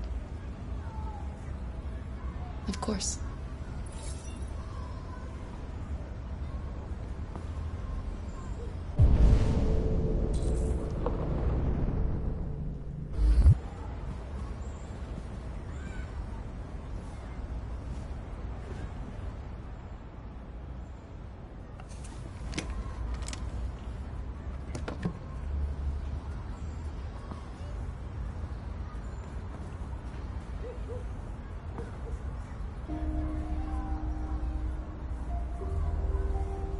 I'm sure we used to be friends before I was reset.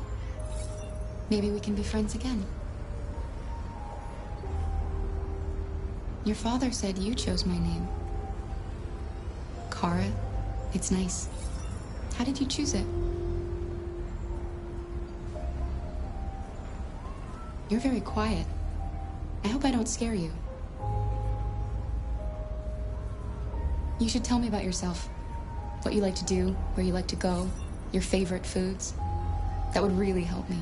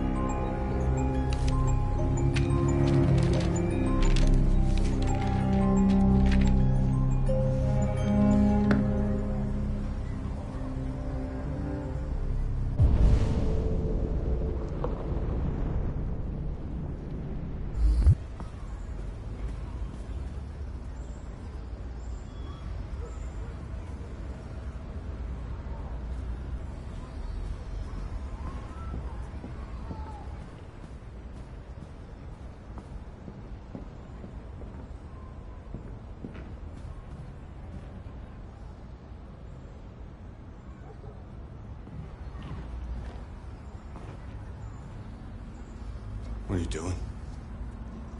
I'm playing. You're playing. I know what you're thinking. You think your dad's a lowlife. Huh? Fucking loser? Can't get a job, take care of his family? Don't you think I tried to make things work? But whatever I do, when someone comes along, they just fuck it all up! I know what you think of me. You hate me. You hate me, don't you? Say it! You hate me!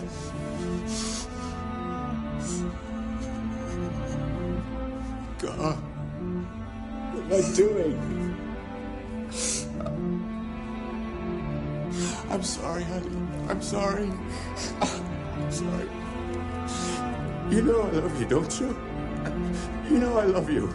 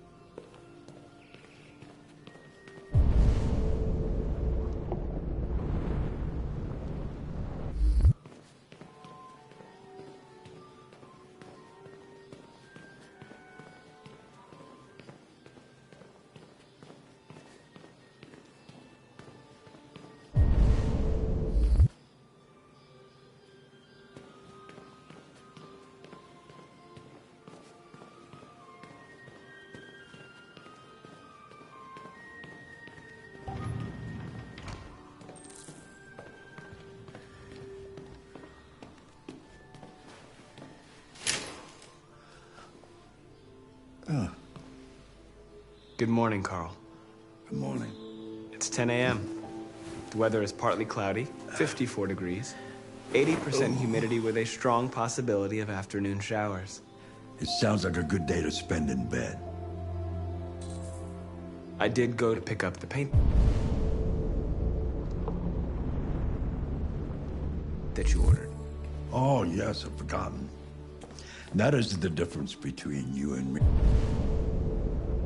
Hey, right, Marcus? You never forget anything.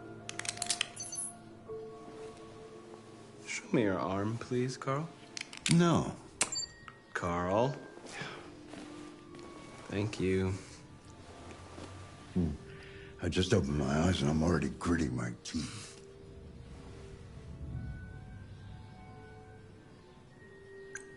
Humans are such a fragile machine. They break down so quickly. All this effort to keep them going. Hey, what happened to your clothes? Oh, it's nothing. Just some demonstrators in the street, Carl. What a bunch of idiots. They think they can stop progress by roughing up a few androids? I hope they didn't harm you. Oh, no, no. They just pushed me around, Carl. I'm fine. Okay. I'll take you to the bathroom now.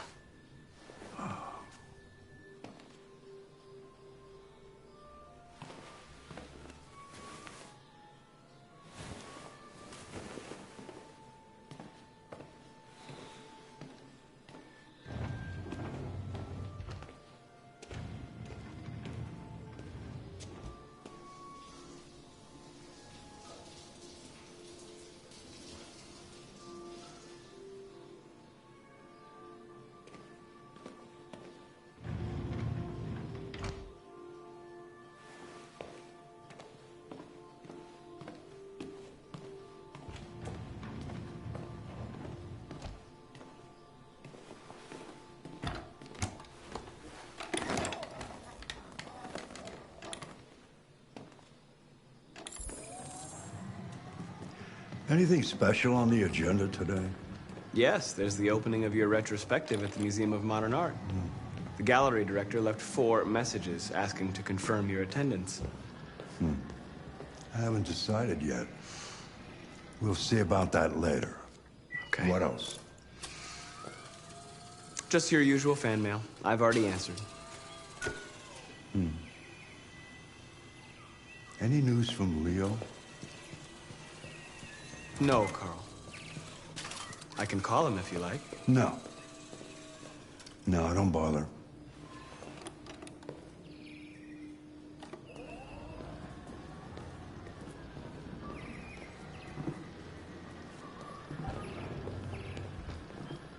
I'm starving. Well, your breakfast is ready. Bacon and eggs, just the way you like them. Thank you, Marcus. You're welcome.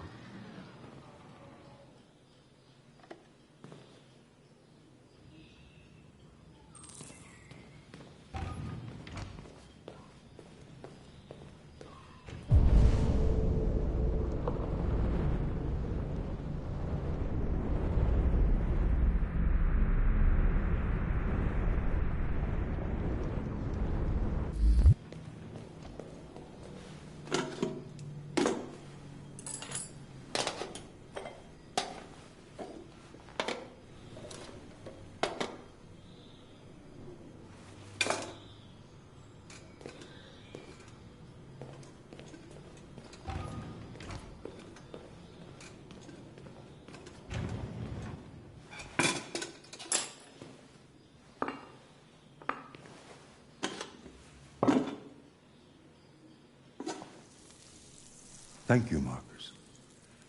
Television. Tensions continue to rise in the Arctic since Russia unilaterally declared the region part of its national territory. Several Russian warships have taken position in the Barents Sea in territory, and the Russian flag now flies over the ice. Why don't you find something to do while I finish my breakfast? Sure. Okay, Carl. On the other hand, last night, the American ambassador again informed an emergency meeting of the UN that the United States would not accept this annexation under any circumstances. Several American destroyers are reported to be headed to the Barents Sea. Douglas Cromwell, chairman of the UN, announced at a press conference that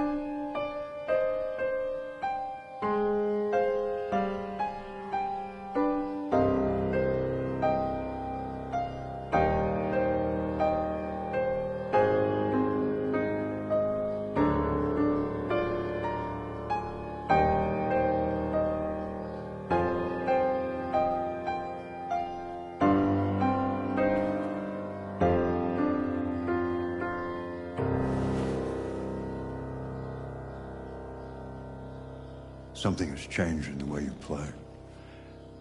Sometimes I think you have more humanity than most humans. One day I won't be here to take care of you anymore. You'll have to protect yourself and make your choices. Decide who you are and want to become. This world doesn't like those who are different, Marcus.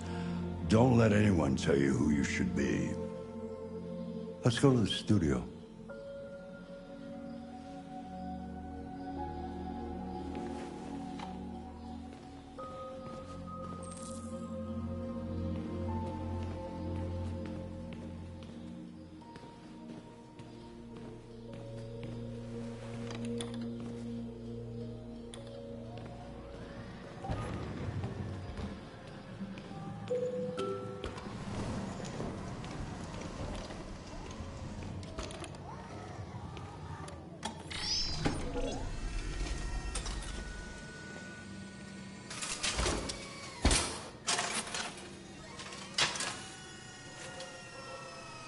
Let's see where we left off. Remove the sheet.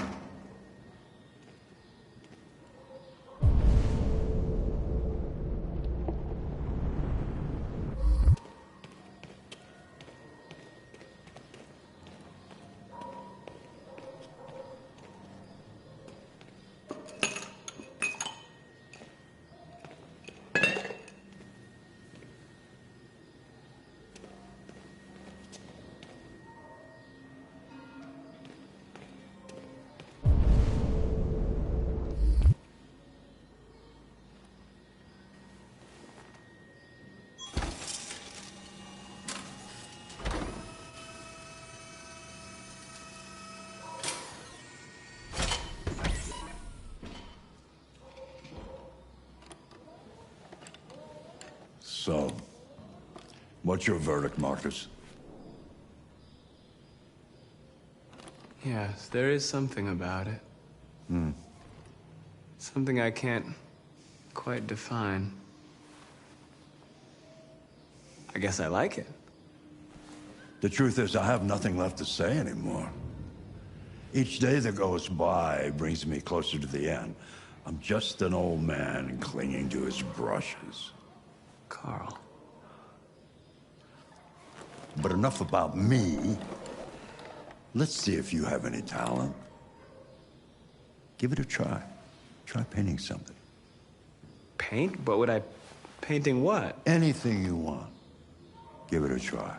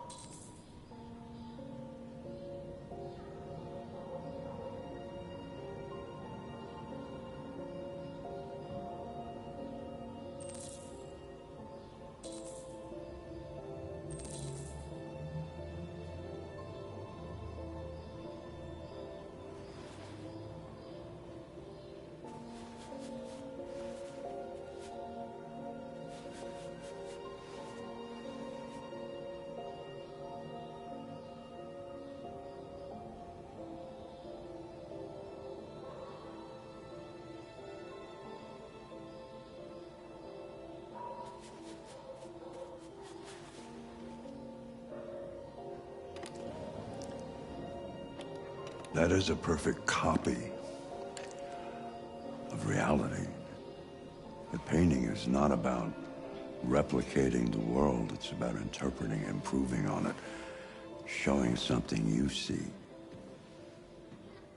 Carl, I don't think I can do that. It's not in my program. Go on, go. Try it. Grab that canvas.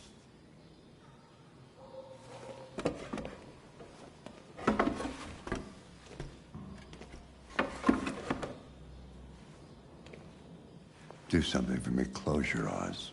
Close your eyes. Trust me. Try to imagine something that doesn't exist, something you've never seen.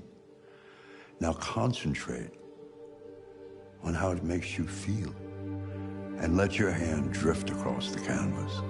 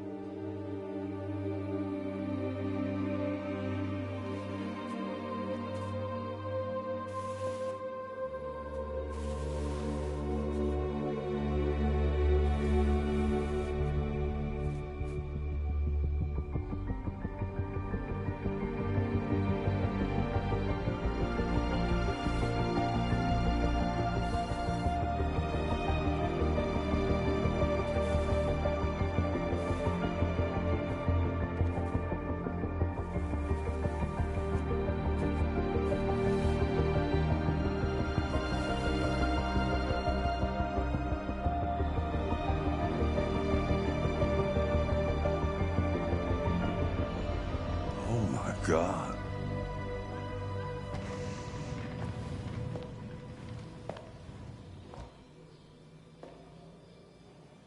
Hey, Dad. Leo. I didn't hear you come in. Oh, I was in the neighborhood. I thought I'd stop by. It's been a while, right? You all right? You don't look so good. Oh, yeah, I'm fine. Hey, listen, I need some cash, Dad. Again? What happened to the money I just gave you? Well, it just goes, you know? Yeah, you're on it again, aren't you? No, I swear it's not that. No, don't lie to me, Leo. What difference does it make? I just need some cash, that's all. Sorry. The answer's no. What? Why? You know why. Yeah, I think I do know why. You'd rather take care of your plastic toy here than your own son, right? Tell me, Dad, what's it got that I don't? Smarter? More obedient? Not like me, right? But you know what? This thing is not your son. It's a fucking machine! Leo, that's enough. Enough. You don't care about anything except yourself and your goddamn paintings. You've never loved anyone. You never loved me, Dad. You never loved me.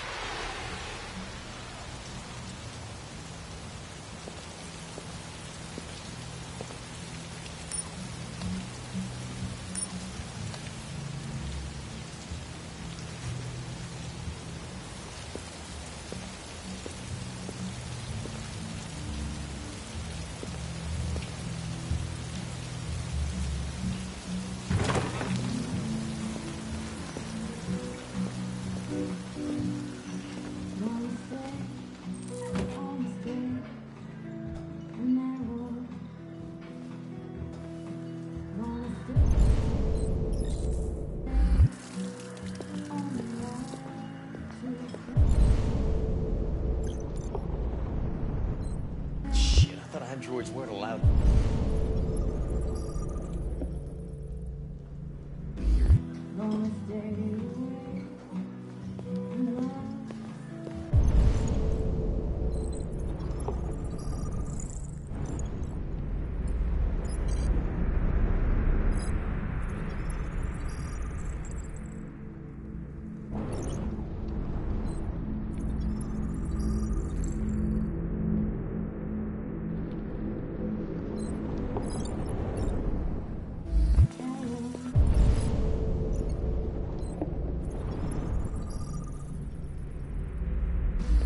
What's your problem?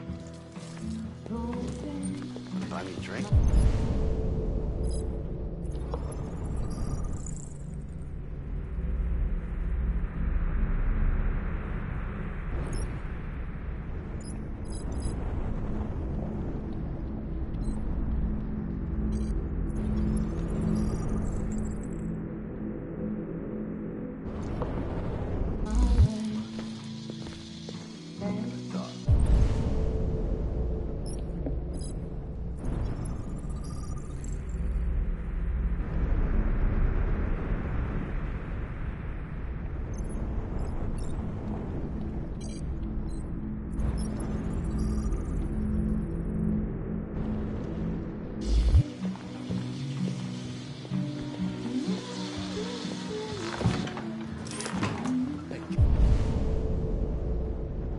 Get out of here.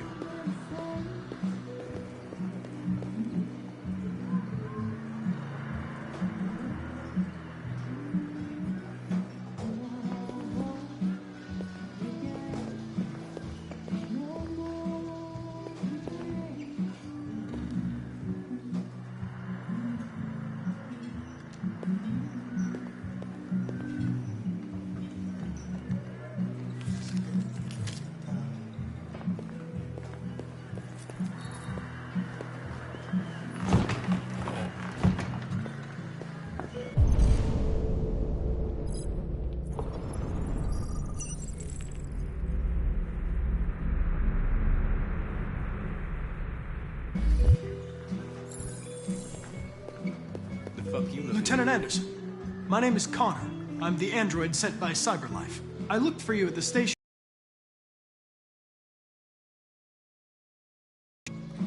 I was lucky to find you at the 5th bar. What do you want?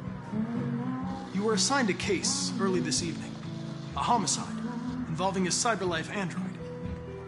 In accordance with procedure, the company has allocated a specialized model to assist investigators. Well, I don't need any assistance. Especially not from a plastic asshole like you. Just be a good little robot and get the fuck out of here. I'm sorry, Lieutenant, but I must insist. My instructions stipulate that I have to accompany you. You know where you can stick your instructions? No. Where? Never mind. Listen, I think you should stop drinking and come with me. It'll make life easier for both of us.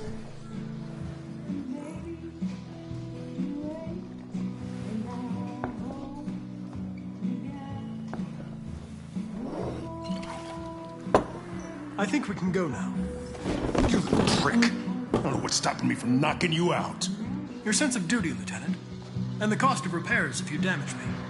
For your information, I'm worth a small fortune. Wonders of technology. They could even program assholes these days. Gotta go. Duty calls.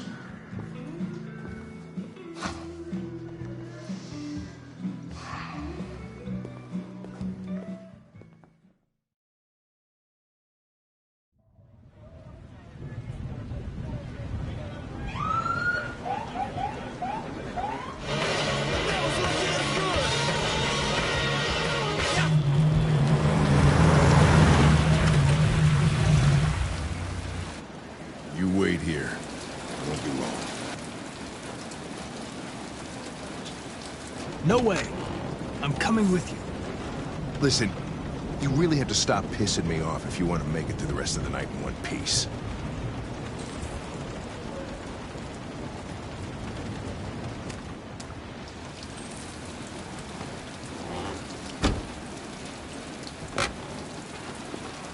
Josh Douglas for Channel 16. Can you confirm that this is a homicide? I'm not confirming anything. Typical DPD. They don't tell us shit. Androids are not permitted beyond this point. It's with me.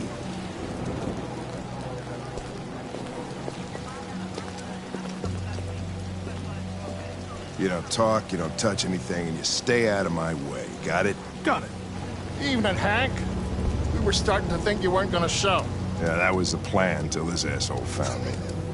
So, you got yourself an android, huh? Oh, very funny. Just tell me what happened. We had a call around 8 from the landlord. The tenant hadn't paid his rent for a few months and thought he drove by, so he was on.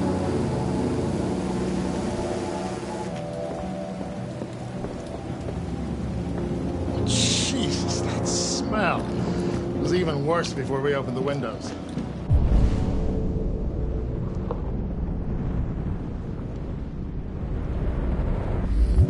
The victim's name's Carlos Ortiz. He has a record for theft and aggravated assault. According to the neighbors, he was kind of a loner. Stayed inside most of the time. They hardly ever saw him. Well, state he's in. Wasn't worth calling everybody out in the middle of the night. Could have waited till morning.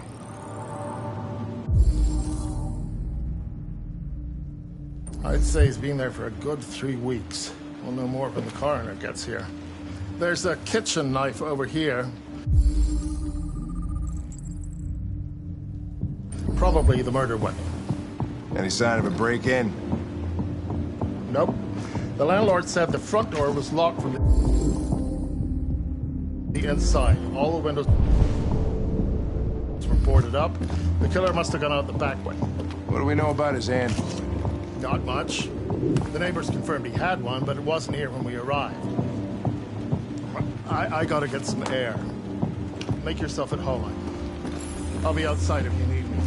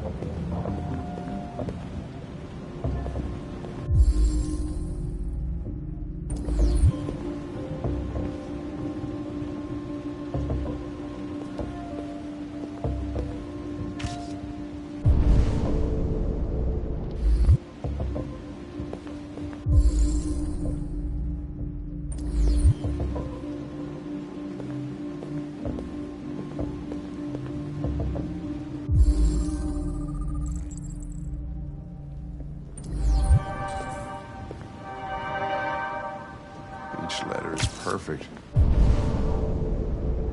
It's way too neat. No human writes like this.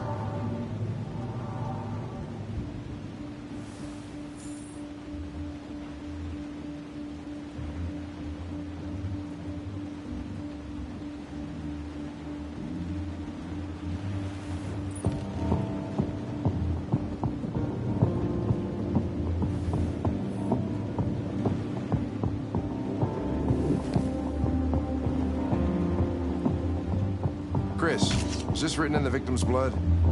I would say so. We're taking samples for analysis.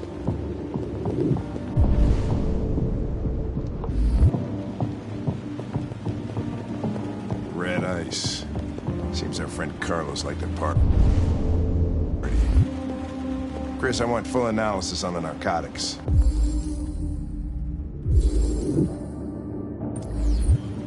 Consider it done, Lieutenant.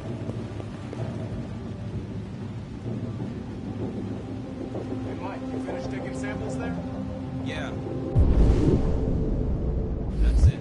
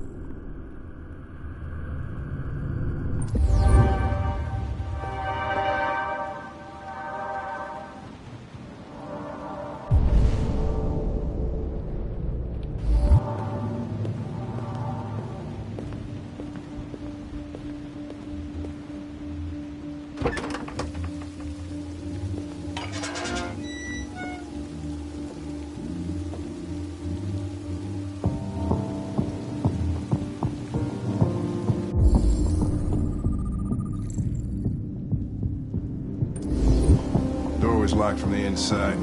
Killer must have gone out this way. There are no footprints apart from Officer Collins' size 10 shoes. Well, this happened weeks ago. Tracks could have faded. No. This type of soil would retain a trace. Nobody's been out here for a long time.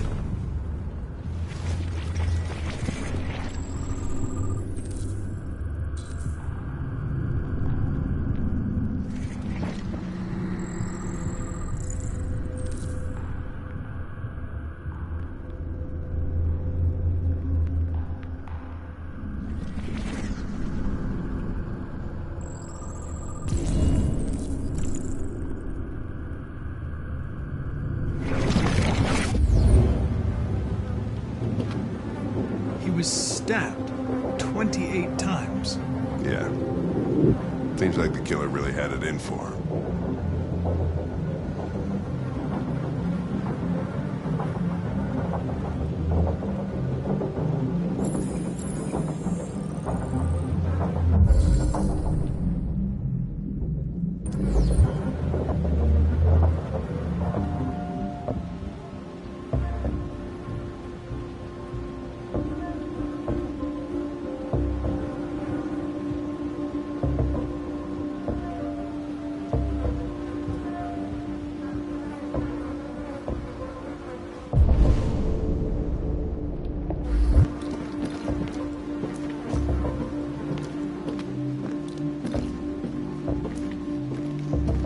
Lieutenant, I think I figured out what happened. Oh, yeah? Shoot, I'm all ears. It all started in the kitchen.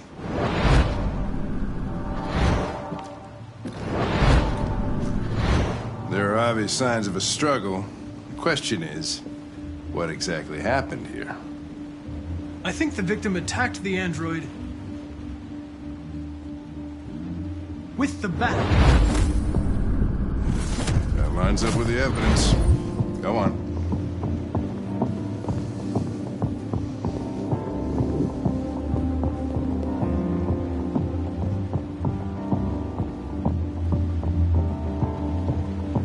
The android stabbed the victim. So the android was trying to defend itself, right? Okay, then what happened? The victim fled to the living room.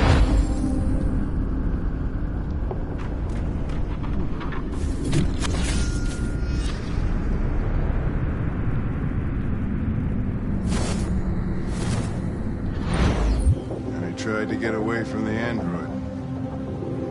All right, that makes sense. The android murdered the victim with the knife. Okay. Your theory's not totally ridiculous. But it doesn't tell us where the android went. It was damaged by the bat and lost some therium. Lost some what? Therium. You call it blue blood. It's the fluid that powers androids' biocomponents. It evaporates after a few hours and becomes invisible to the naked eye. Oh. But I bet you can still see it, can't you? Correct. Yeah.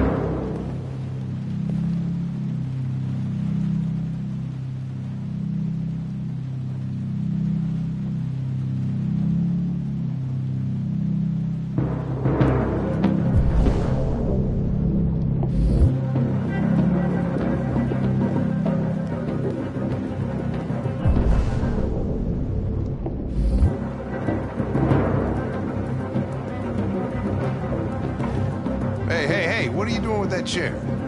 I'm going to check something.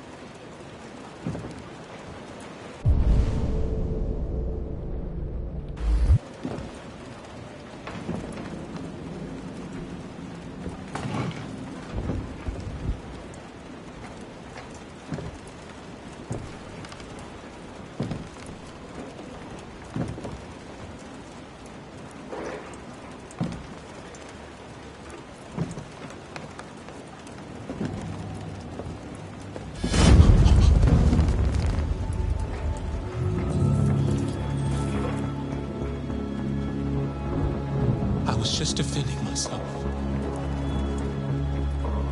He was gonna kill me. I'm begging you. Don't tell him. Connor, what the fuck is going on up there? It's here, Lieutenant! Oh, shit.